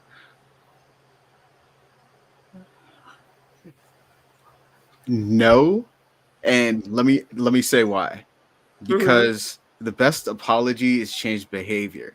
And if I don't change, well, and hold on, let me say, if I don't know how to change, then I'm going to backslide. Yep. Okay. I think I need to learn, I need to ask, how can I change? How can I change this so that I won't do it again? Mm. Mm. So, can we give him a little bit of advice on that? I might add that you might say, how can I support you, wifey? Hmm. How can I Yes. support you? How I can I mean, that's support a great you? How question. can I? Support you, yes. Yeah. So then there's not so much, oh, I have to change and make myself into this thing. How can I support you? And that Mhm. gives you each an opportunity to make space for something new and different. Mhm. What would you say, Doctor? No, I think that is spot on too. I mean, showing your spouse that you first understood her. Because in order to change, in order to actually show a different behavior, you first got to acknowledge that you understood her, right? You understood Mhm. the intent. It's not about whether or not the intent makes sense though to you. By Mm. doing the act is showing that you understood, right? Okay, so in order for that, and I think it goes back to what I was saying, as far as you have to apply what it is you learn. Mhm. Is she whatever when you ask them words, how can I support you? And she tells you, I need you to do this, this, and this, or whatever it may be, to help her do whatever it is she has to do. Mhm. Um, it is up to you, and this is where you get innovative. It is up to you to how your life is. How many hours you work a week. You know what you do when you get home. You know what habits you have. It's Right. going to be up to you to be innovative in how to incorporate those new behaviors, because in all actuality, if she's saying something is not getting done, then that means, and you acknowledge it, that means all you would have to do is the opposite Right. of whatever it is. You know what I mean? So And get it done. if she's saying, I need help with the baby, or something like that, like she just needs you to, I don't know, get up first and get her dressed. Okay. You already know you're not doing that now. Right. So it's just the opposite, Mhm. and the reason I keep it that simple is because even as therapists, we don't know everything that happens from the time you wake up to the time you go to sleep. Mhm. We don't, how to regulate your day. Even if you got poor time management, you got to acknowledge, like, yo, I have poor time management and time gets away from me. I don't know, whatever. But either way, we want to keep it as simple as possible, because those behaviors that you implement day to day, again, to make it a lifestyle change, that means ongoing. You're not going to just do it the first 3 weeks. In order to make that lifestyle change, this is something that has to make sense in your day-to-day schedule, how you manage that day for you. So applying it, and this is so key, it's so interesting you mentioned that, because it's like, okay, yes, I understood that. Now how do I change it? How do you Mhm. apply what it is you just learned? Mhm. That's the innovative piece. That's your creativity, and it's going to be based off your motivation to want to be in that relationship as well, or to want to see her less, stressed or unhappy. Right, because like in this relationship, I'm here to learn. Hmm. Yep. And I think that's a big part of relationships also. Yeah. Oh yeah. Mm.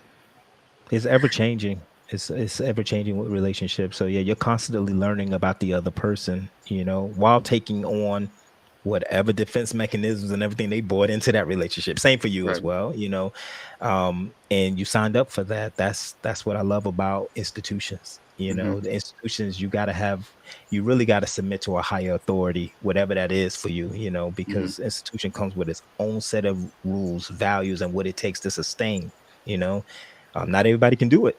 So when you stepped up to that plate, this what makes it fun, because you do get to be innovative. You do get to now Right. be creative and just go all out, and learn as much as you can because you signed up for that institution. Mhm. It's not a bad thing at all. I have so many questions that I want to go down with this path, but I would be remiss if I did not give you your time slot just due the part where you, Dr. Lay, get to tell specifically how you help people and something that you're working on. Because, as you know, in this particular Juneteenth celebration that we are having, Yes. how we're how we are celebrating is bringing on people and just allowing them the opportunity to talk about how it is they help their community, how it is that they navigate through life. And then, of course, we're having these innovative, powerful conversations on just how to be better equipped in relationships with one another. So we're actually using the talents that Mhm. we share in life as well. So, Dr. Lay, I want to Yeah. make sure that I give you your star moment, and so Yeah. that you can talk about how you help people, particularly one of your most recent projects, the Relay Project, if you Yes. would. And the Relay Project, the Relay is an acronym. My wife and I, my first name, of course, is Raheem. My wife's name is Erica, with a K. So, and our last name is Lay. So Relay, we have our LLC, and we do a lot of different things out there. So, the Relay Project, though, is a professional empathy certification for police officers, cadets that are in the police academy. Mhm. And when I was going through my doctorate, I really struggled with what it is I wanted to do.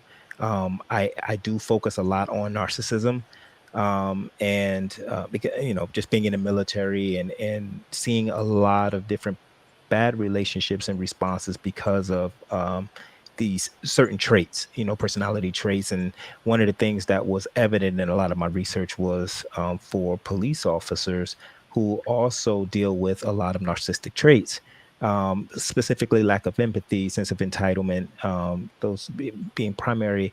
And so when I got into the program and just I wanted to do something not only for police officers, because I have a lot of police officers in my family, but also the community. And so this professional empathy certification helps police officers, academy graduates, learn how to establish better rapport with the communities that they serve. Mhm. Intergroup contact is one of the most effective ways to build healthy relationships and bonds with people. We call them in group, out group, right? The police working in these communities that they most of the time are not from. They weren't raised there. They have different perceptions. There's a lot of discrimination. There's different things that happen. And those build reasons as to why someone wants to be a police officer, why they want to work in a community that they're not from or they're not familiar with, and then trying to interact with the people and have this level of respect for them. That's very tough to do. The studies always show that police officers are much more successful when they are policing a community that they were raised in. Mhm. They know how to talk to the people. They know the ins and outs of their community. They practically were raised with a lot of those people, so they know how to get the work done without being using excessive force or things like that. So I said, wait a minute, then if we can do that, if that is possible, then empathy as well as intergroup contact is going to be a direct objective for me. And so this program, relay stands for, in this sense, it stands for respect, empathy, learn, acknowledge, and yield. And so I'm working with the police department in my local area now, where I'm stationed at, and I've already introduced my pitch and my information, the layout of the program. It's a 10-step module empathy certification course.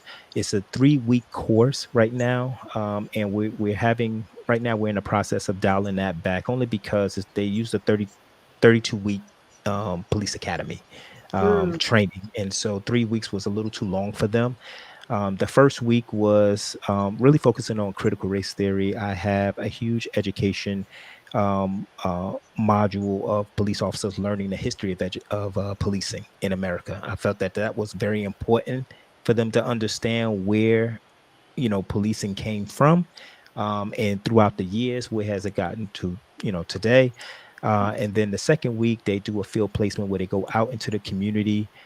They're wearing khakis, they're wearing polo shirts, they're no guns, no badges, nothing like that, but they really are just interacting with the community. They are volunteering at different local agencies, even at the churches, the schools, things like that, getting on a first name basis and just really reducing that anxiety that they have working in those types of communities. And then the third week is the exam.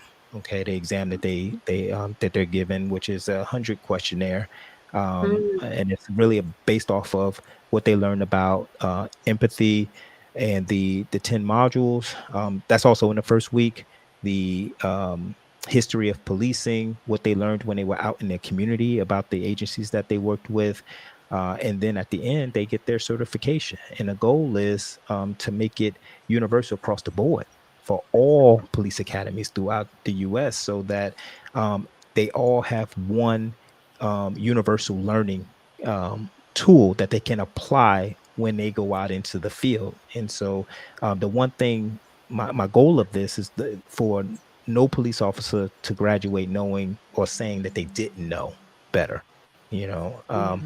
And so so it's going to, I know it's going to be a building process, but I'm hoping, with the steps that I'm making now, that we continue to tweak it and make it more digestible for all police academies to really pick up this initiative. So we'll see what happens, but that's the relay project there. That's very impressive. It wait, being that I am coach love connections, right? I'm curious. Um, do either one of you, like for Tara, I can see based off of what you do how there might be a inroads in your business, and then I also see David. You could probably interview him on your podcast, but that's just Mhm. my mind. What connections are you guys seeing? It's all a connection. I'm appreciating learning, everyone else who is out there, because I mean, you just never know. Even if Mhm. it's just, I know you, you know me, I'm seeing the best for you.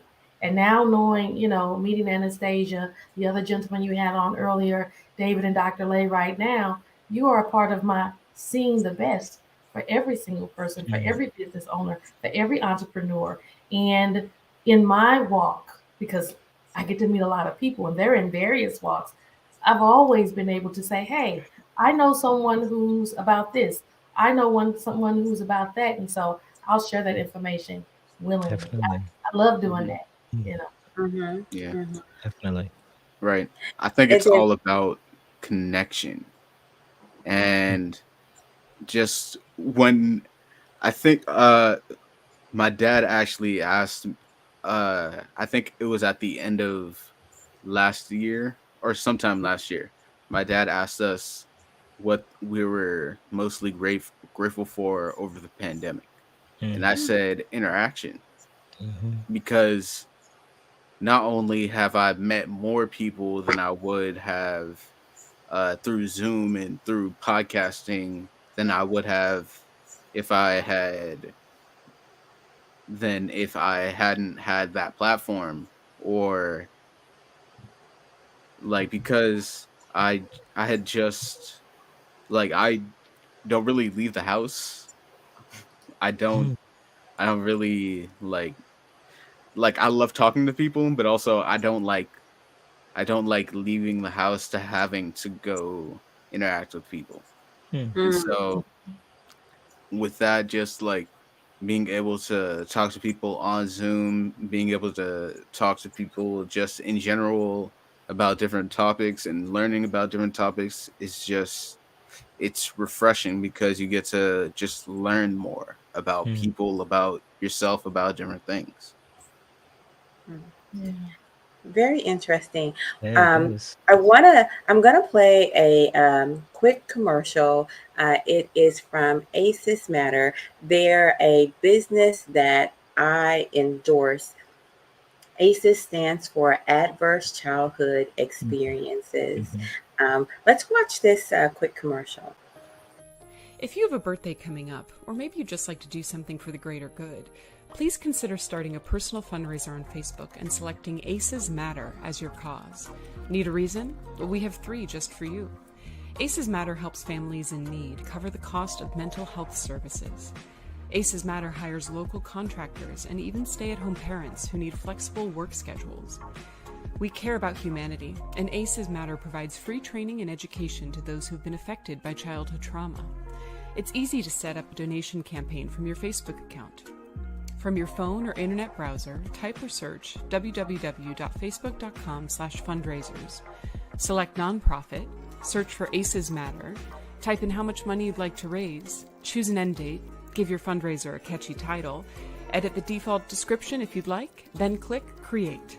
Congratulations! Now you can invite your friends, share on your timeline, and raise money for a great cause.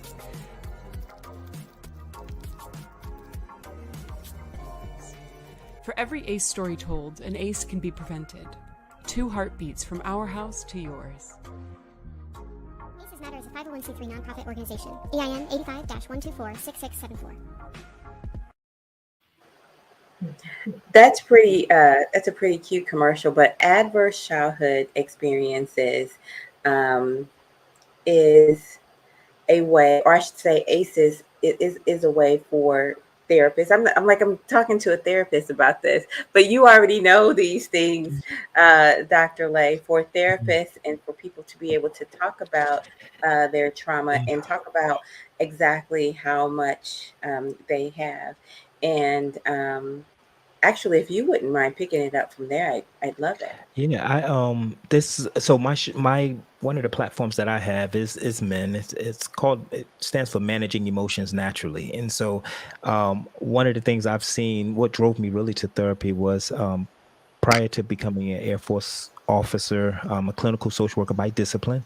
But prior to that, I was Army infantry, and when I say I've seen a lot, I meant I want to say, I mean, when connecting with battle buddies, when connecting with people who have difficult time processing what they just seen, or any type of trauma in their life that we oftentimes suppress, which is the number one defense mechanism, and avoidance. But suppressing and avoidance are very they're very beneficial when you're young, as children, right?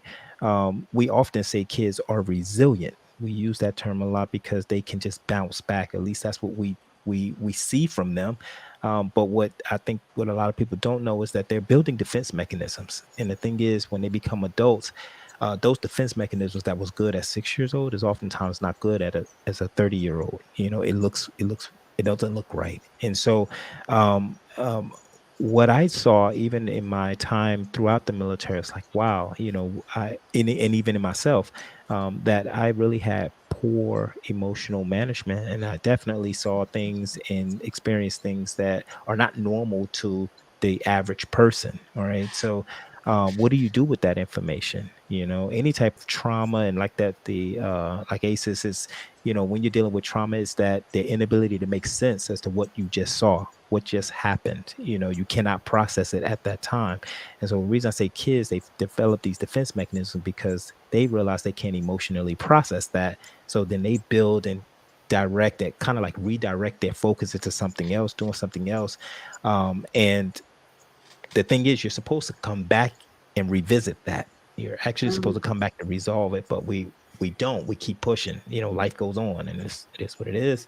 But then they find out, 20 years later, like, man, I have trust issues, or I have difficulty saying what I'm going to do and mean it, whatever it may be. And they don't know where those things came from. And so huge thing with what I saw in men, in the studies that I saw in men, and what we lead the nation in. And I'm talking about whether it be homelessness, whether it be suicide, whether it be domestic violence, incarcerations, you name it.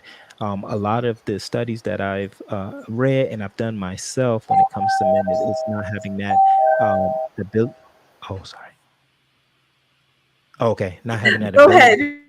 not having that ability to process those emotions. So I started my this initiative here, and it's going to be directed towards young men as early as age 6, going into first grade, and all the way up. But I think that it is an area that is underrepresented, underutilized, and so I totally get the initiative, not only of ACEs, but just why working and trying to help individuals with trauma or any type of emotional, I'll call them poor emotional, whether it be boundaries or whatever have you, is because the relationships that we have for people and the impact we cause in other people's lives, a lot of it has to do with previous unresolved issues and things like that. So once we, with managing emotions naturally and teaching not only empathy, but then the EQ, the emotional intelligence aspect of it,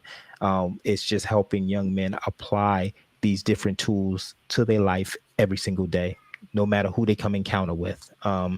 And hopefully as these children not only get older, but men, of all ages get older and they have these different experiences, they're going to start having different outcomes. And then you're going to start seeing results on the other end, so I think that, even with that, with ACEs and building that type of market or advertisement for that specific population, I think it's a plus, and I think it's very much needed.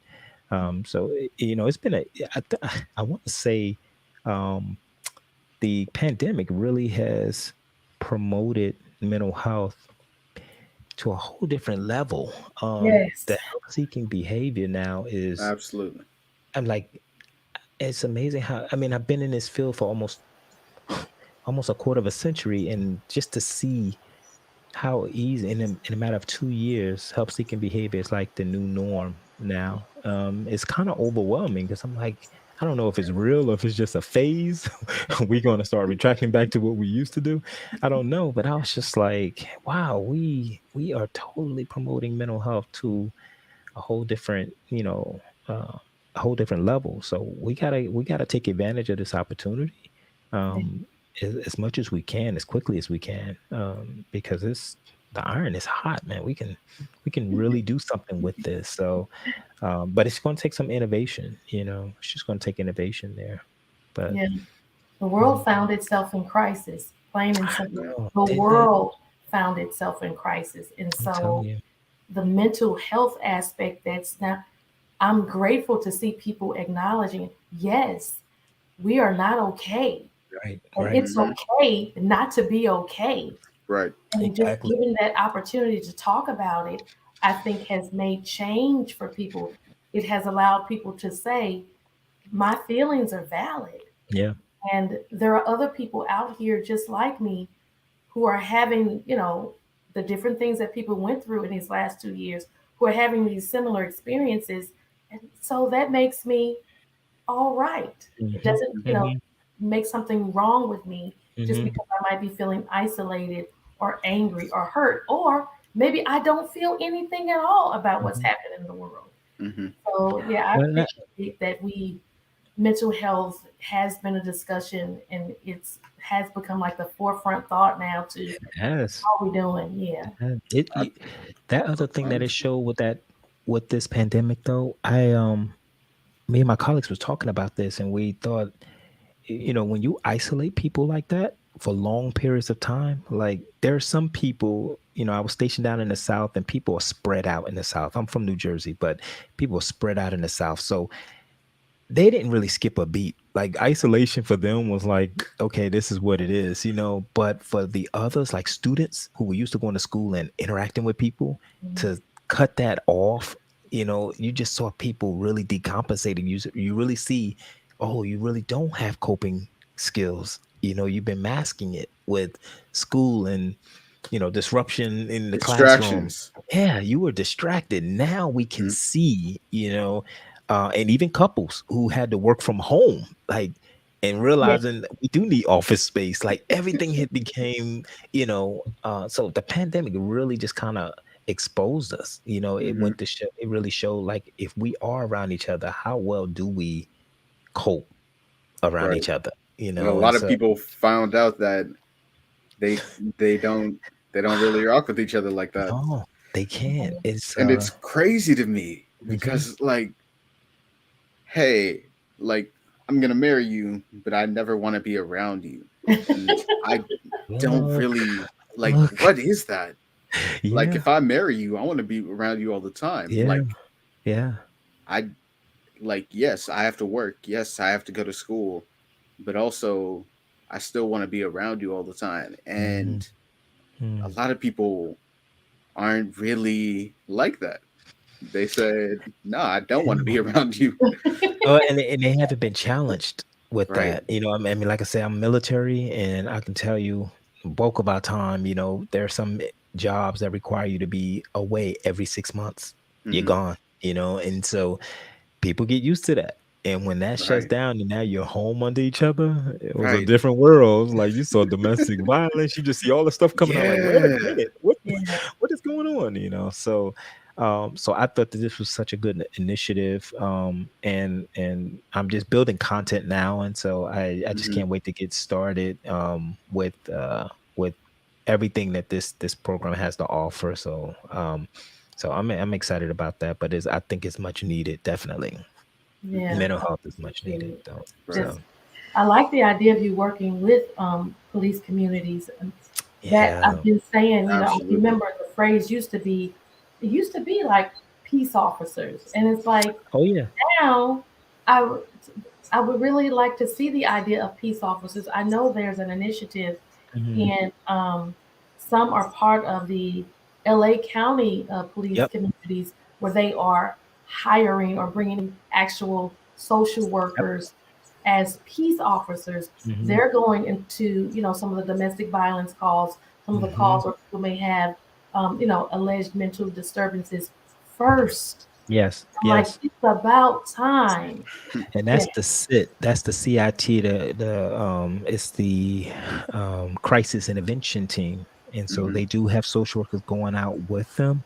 Um, but when we talk about accountability, that is where when you see, especially Black communities in an uproar about, listen, we understand that police got to do their job. We understand going out every day with a gun on your hip and that's your job, you're going to have a level of intensity that the average Joe doesn't have, right? So the if anybody, the Black community knows this. It was so shocking to see that Black communities had an 82% approval rating of police officers. You would swear, according to the media, that this is like they got the lowest approval rating amongst Black communities, but that Hmm. wasn't the case.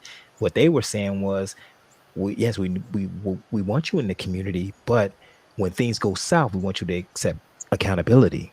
And Mhm. that's what was really Right. making people upset, is the lack of accountability. And when you Hmm. look at these traits of being unempathetic, and exploitative behavior, when you start seeing these type of behavioral patterns from the people who taxpayers paid by taxpayers, people are just sitting back looking like, wait a minute, this is causing a whole different dynamic now. So there's this huge lack of trust, and so I felt that, well, we know empathy can do that. Empathy literally binds people. It just happens. And an example of that I have, I mean, not the individual did go through the program. I trained him one-on-one, but I actually went out with him. This police officer, he's a white guy, went out with him on duty. It was like 11 o'clock at night. We're patrolling. He's doing his job, and he sees the back of this individual. Okay, this is a young man. He looked like he was around 6'1", black man. Had locks in his hair and everything. He's just walking. The police officer pulls up. I kid you not, and this is what I got chills when I saw this. But he pulls up and he was like, "Wait a minute!" And so he calls him by his name. He said, "Well, what are you doing out so late?" He's like, "Oh, I'm going home," or something like that now, whatever. He was like, "Hey, get home. Daggone well, your mother's gonna be, upset or whatever have you." And he used her name. So while we were driving, I said, "Wait, I don't understand." I said, "How did you know that was him just by the back of him?" He was like, "Man, I know how he walked." To me, that gave me chills because I was like, it proved the point that when you engage in the community, police officers, when they engage in the community and they're seeing them every day and you are for first name basis, you're not going to go rough them up. Right. You know them too well. You to the point where You're going to address them as a human. That's what was getting. And he saw from the back. Whereas if it was somebody else, I'm not saying it would have happened, but if other cop see this guy 11 o'clock at night after receiving a 911 call or whatever, that's what he was responding to or whatever. But he knew that it wasn't that individual. He was able to first, he talked to him like a big brother, if you will, but it's because he knew that individual. So when I asked him, like, why didn't you just jump out the car and like see what was going on with this guy? He was like, nah, I knew exactly who he was or whatever have you. And it didn't call for any of that, And I was just like, that's exactly my point. That's why the empathy is so important. That's why the part of this program, the second week, they are out in the community because they need to get to know who it is they're serving, And I think when you keep building and they keep interacting every day, it is going to be hard.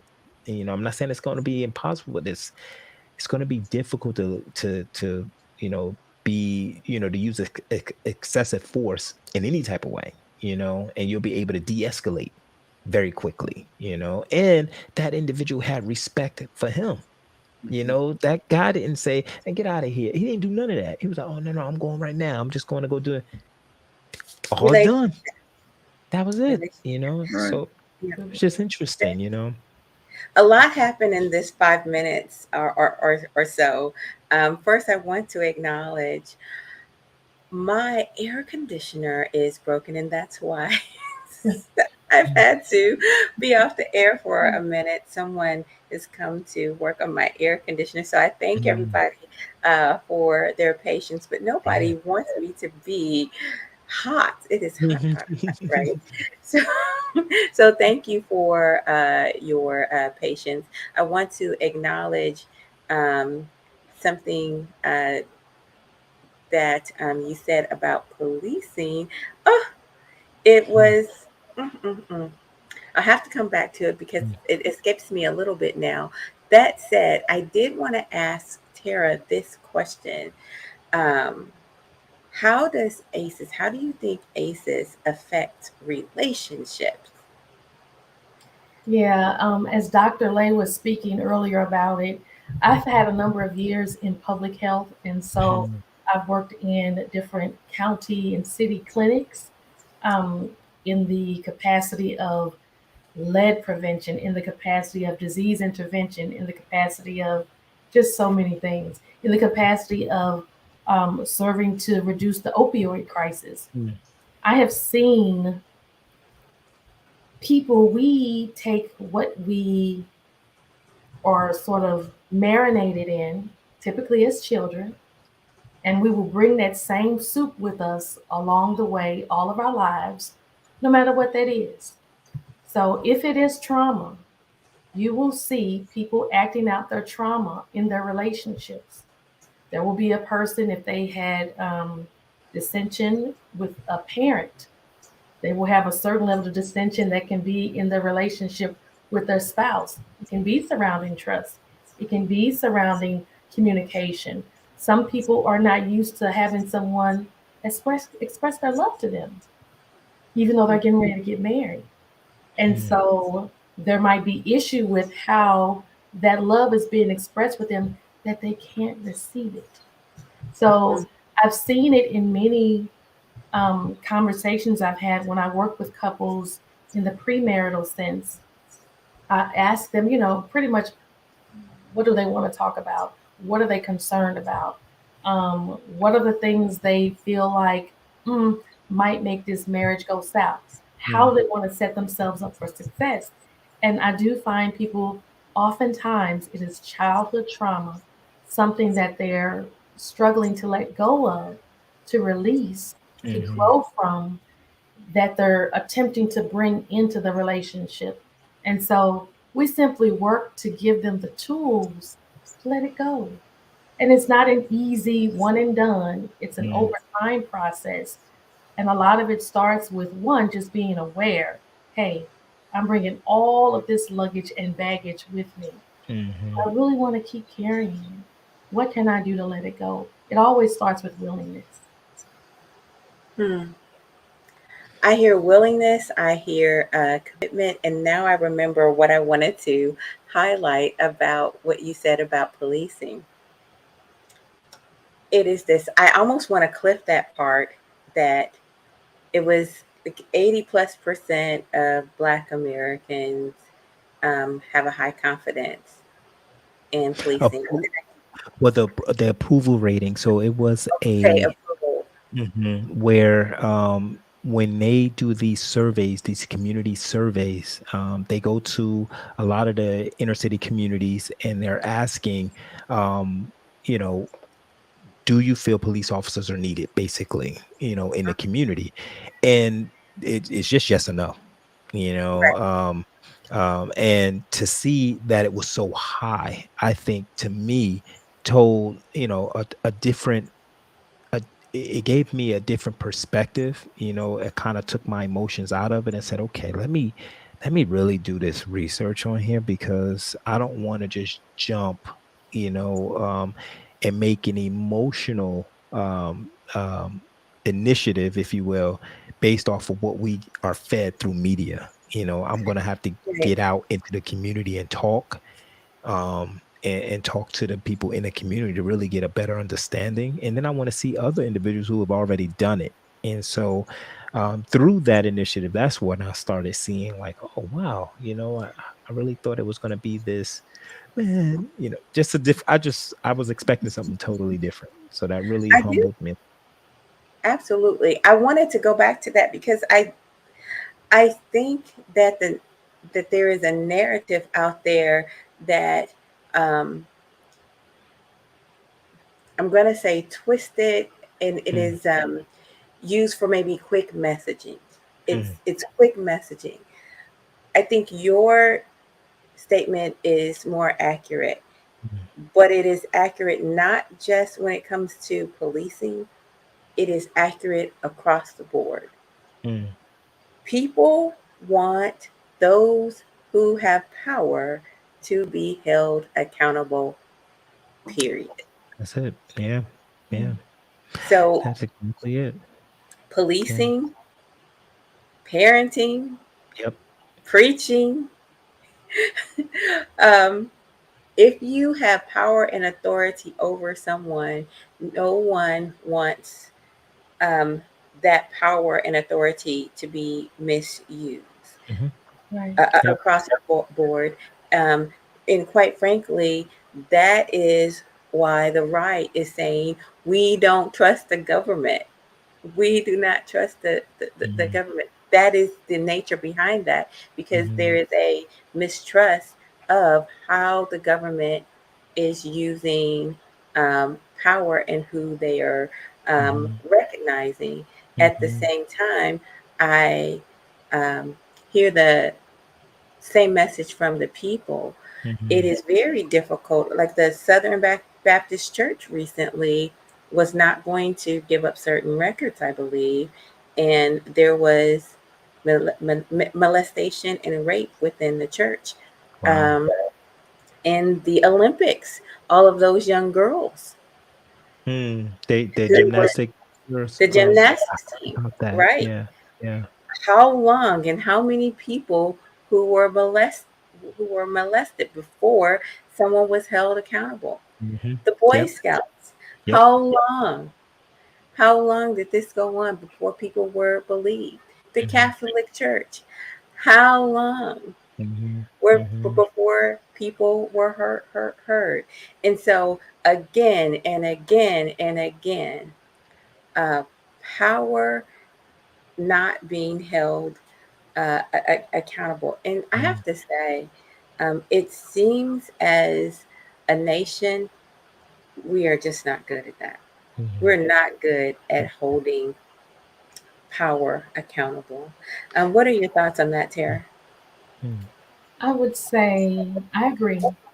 Historically, we fail in that area, and even though it has taken a long time for certain industries or areas for things to come to light, the beauty is things are coming to light. The veil has been lifted. And now with awareness, we know what's going on. So for all the egregious acts and behaviors that have taken place across the multitudes, people are watching, people are paying attention, people are on alert, and you have more people who are willing to share their voice, to speak their voice now when they see something or feel something isn't right.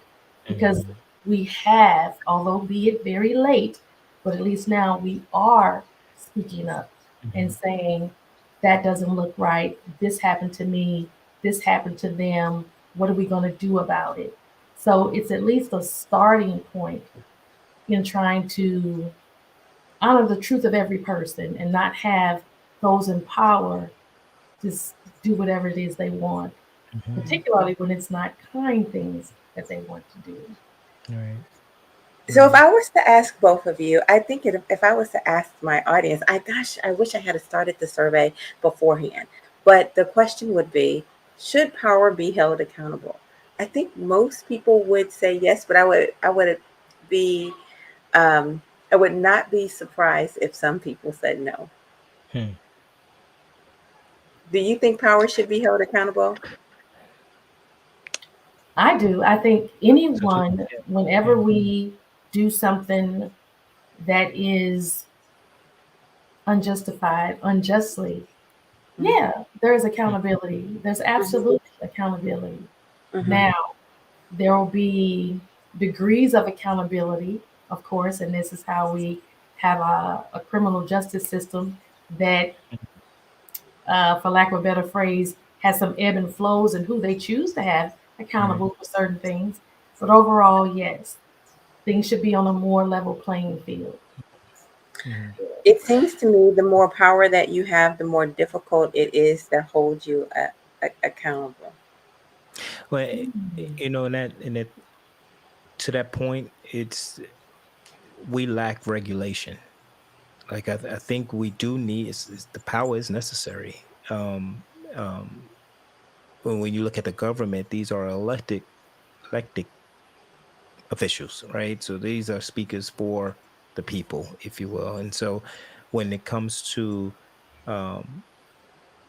accountability and across the board, the part that I struggled the most with, because again, I'm really on two sides. I can be driving down the street and experience something that a lot of my cohorts and a lot of my colleagues probably wouldn't ever experience. And then I'm on the academic side though as well, where we can't just speak from emotion. We have to make a good argument, as to, hey, why is this beneficial? Why do you think this program is going to be beneficial to police and the community and all these kind of things? And so when it comes to that accountability piece and it comes to if we make it equal across the playing field, that will trickle down, and that's the effect that we want. When we see powerful people being held accountable, we have the lowest level now seeing that and saying, okay, if they can get touched, it's a corrective behavior. But when we don't do that, it makes it very dangerous for people even at the lowest level to start to make choices and decisions that are very costly to others, but not to other individuals. It really makes an imbalance. So it's no regulation there. And when there's no regulation, there's no accountability. If there's no accountability, then you're going to see a lot of people start to make a lot of decisions based off of their emotions, even though they know right. It's just I think it's a recipe for disaster, really. So we definitely need to make sure accountability is just like we made mental health very popular since the Mm-hmm. past 3 years. Like accountability really has to become the new norm. um but do you guys, do you ever feel, or do you believe that do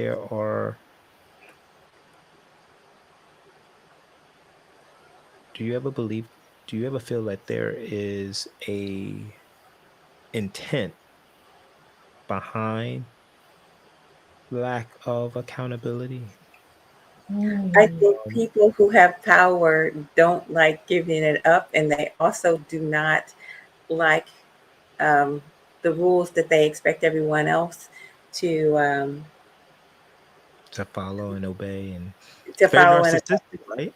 yeah, they That's don't. Yeah, you they know, that's don't like narcissistic. to Yeah. follow and obey. And you said that's very narcissistic, but Mm. there was a study. Oh gosh, I wish I could remember the name of the study, but it talked about how um, throughout history, narcissism has been rewarded. Yeah. Oh yeah. Oh yeah. The top Maybe five. we should talk. Maybe The, maybe that's. I should invite you guys back, and that could be one of the subjects that we That's going to that tell we. on a lot of people. I mean, a lot of people have narcissistic traits, but when again, part of in my research, when I saw the top 5 jobs, you wouldn't believe the top 5 jobs that narcissistic people go into. Oh, please tell me. Please share. Yeah, it was Yes. so interesting. The top 5 were priesthood, I'm not um, surprised. police, military, CEOs, and surgeons. Top Oh 5. wow! Yeah. Wow!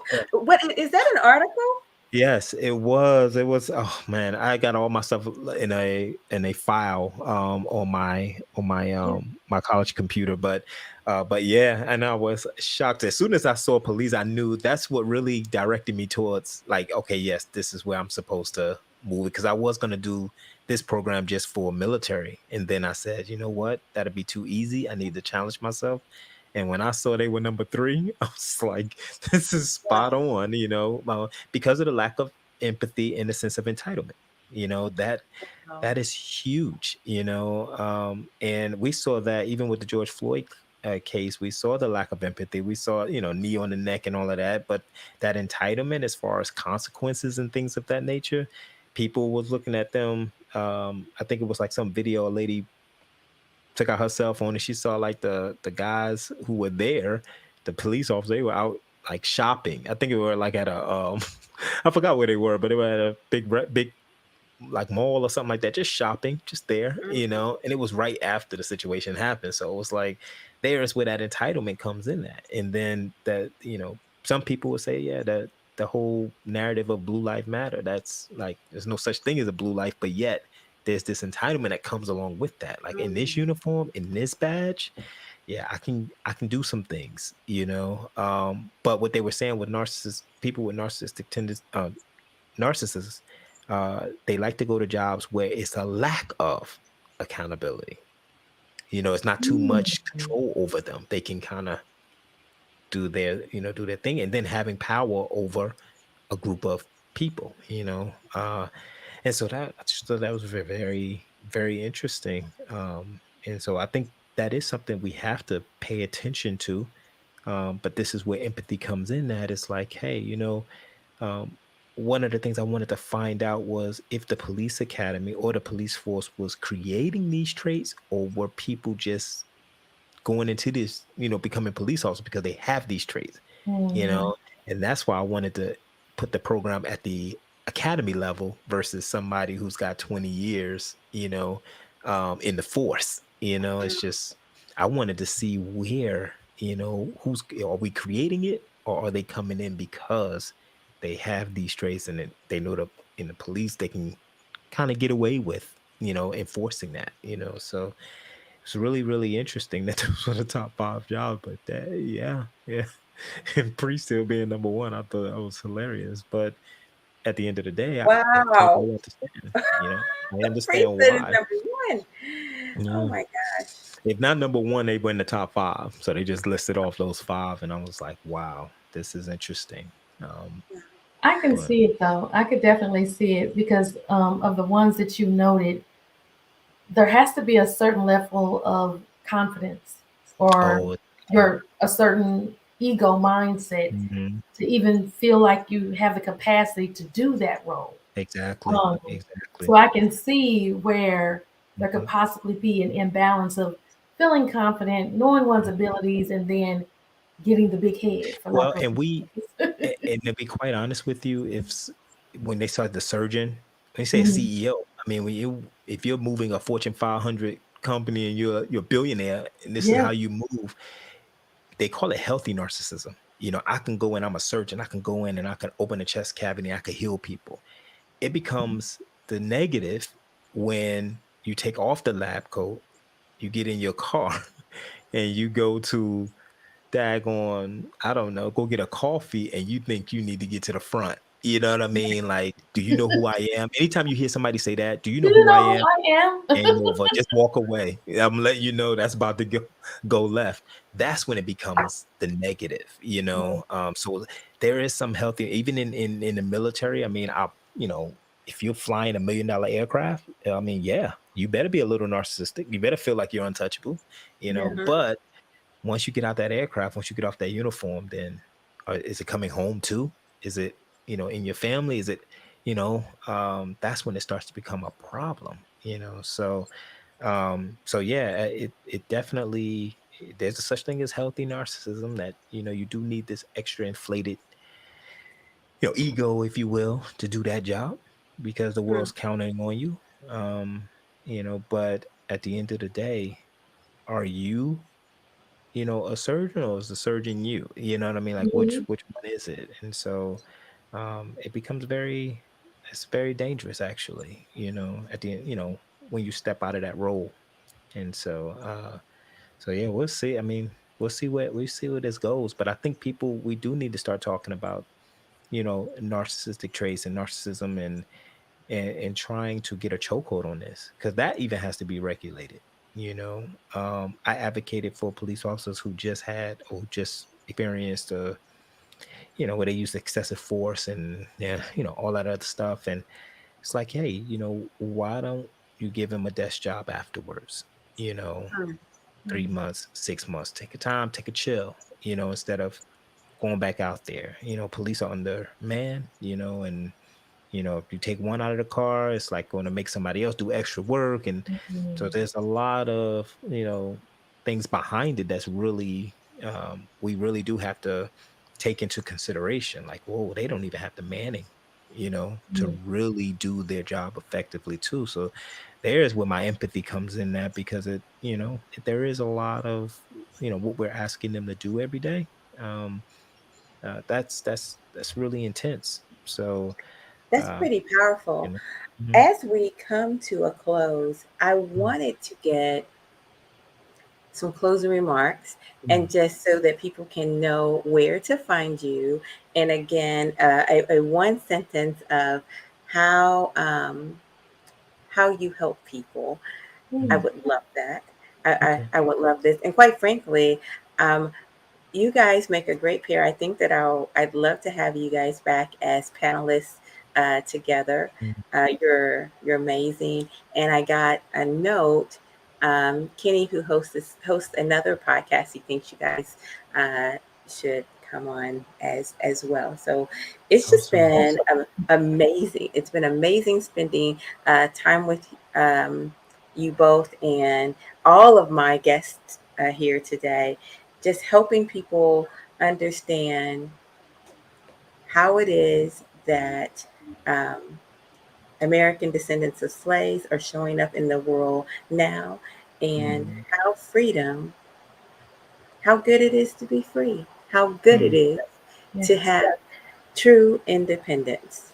Okay, so Tara, go ahead and tell us how it is that you help people.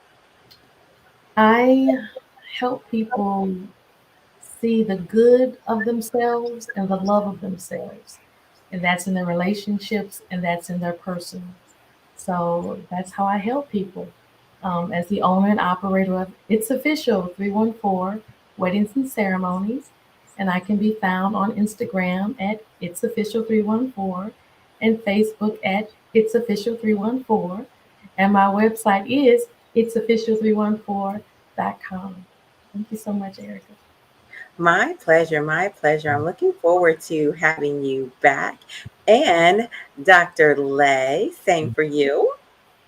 Thank you so much for having me on. First and foremost, I was really nervous. Actually, this is my first time, doing this type of discussion. All new to this. With that being said, though, throughout my experience as a clinician, one of the values I do admire, not only about people, but about systems, about institutions, is that we do have the ability to be very not only transparent, but respectful. We have the ability and the capacity to really understand each other. And my role, moving forward as my military career comes to a close, is trying to leave this world better than the way I found it.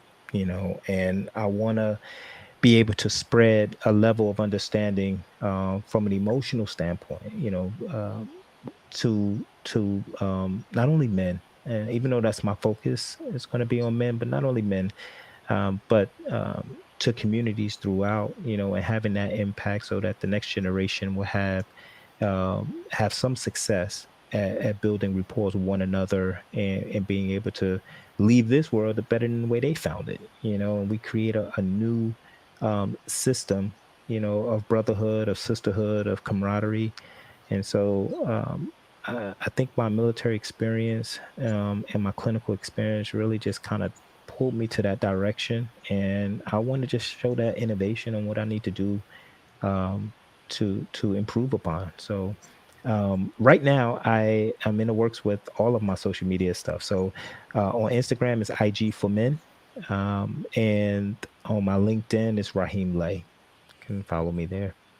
I don't have Facebook. I have a family Facebook, but don't have any other media platforms as of yet. Well, that's just fine. It worked very well.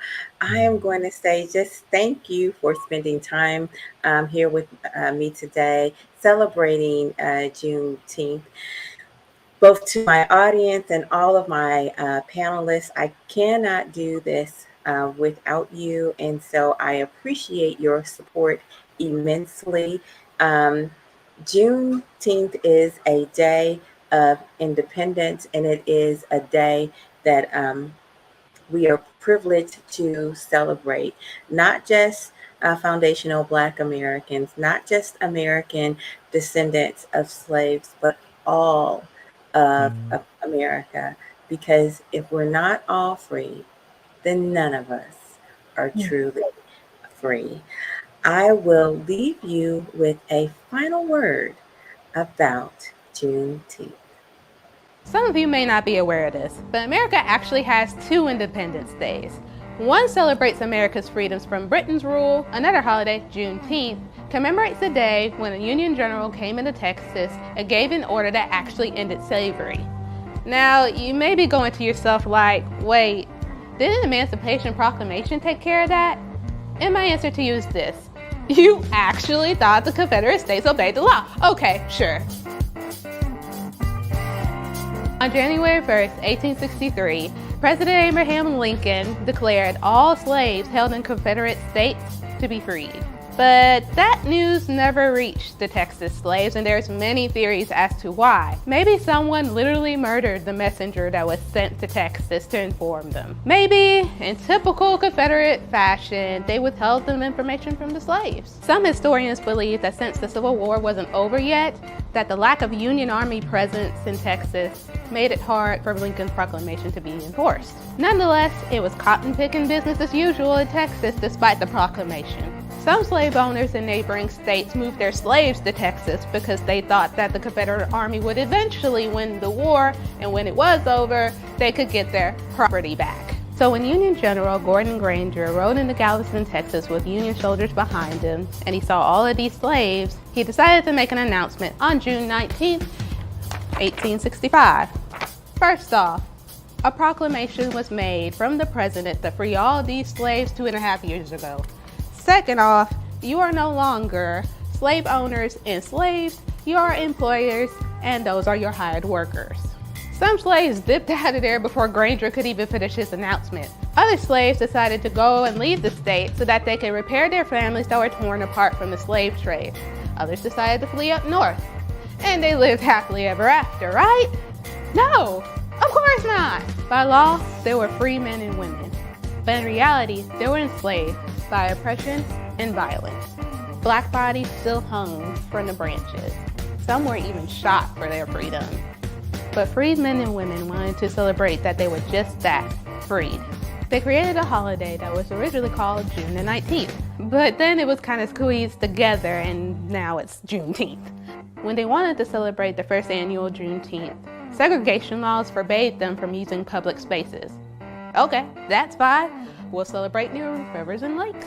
They dressed in the fanciest clothes so they can combat laws that required them to wear raggedy clothing. They ate barbecues, sung spirituals, preached religious sermons. Strawberry soda was the drink of choice, and they also ate a lot of red fruits and desserts like strawberry pie and red velvet cake to commemorate the blood that was spilt during slavery.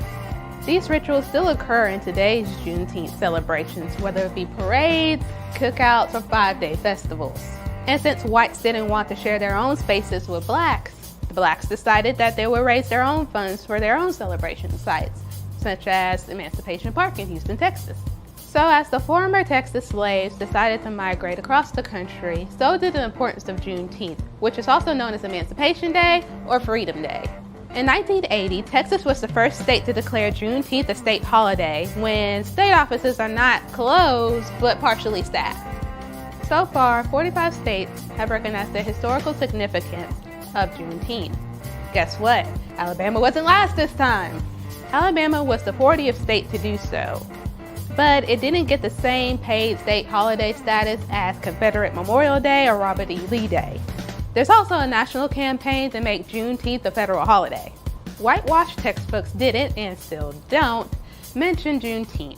Because of that, a lot of people are still finding out about Juneteenth. So whether you found out about Juneteenth decades ago, a few weeks ago, or even just now, don't worry. There'll be plenty of cookouts, parades, and festivals to celebrate the resiliency of the Black community.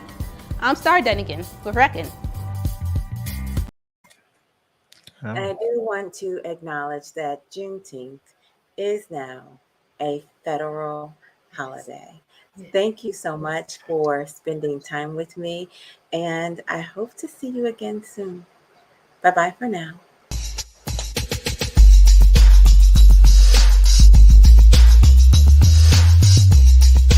You're winning.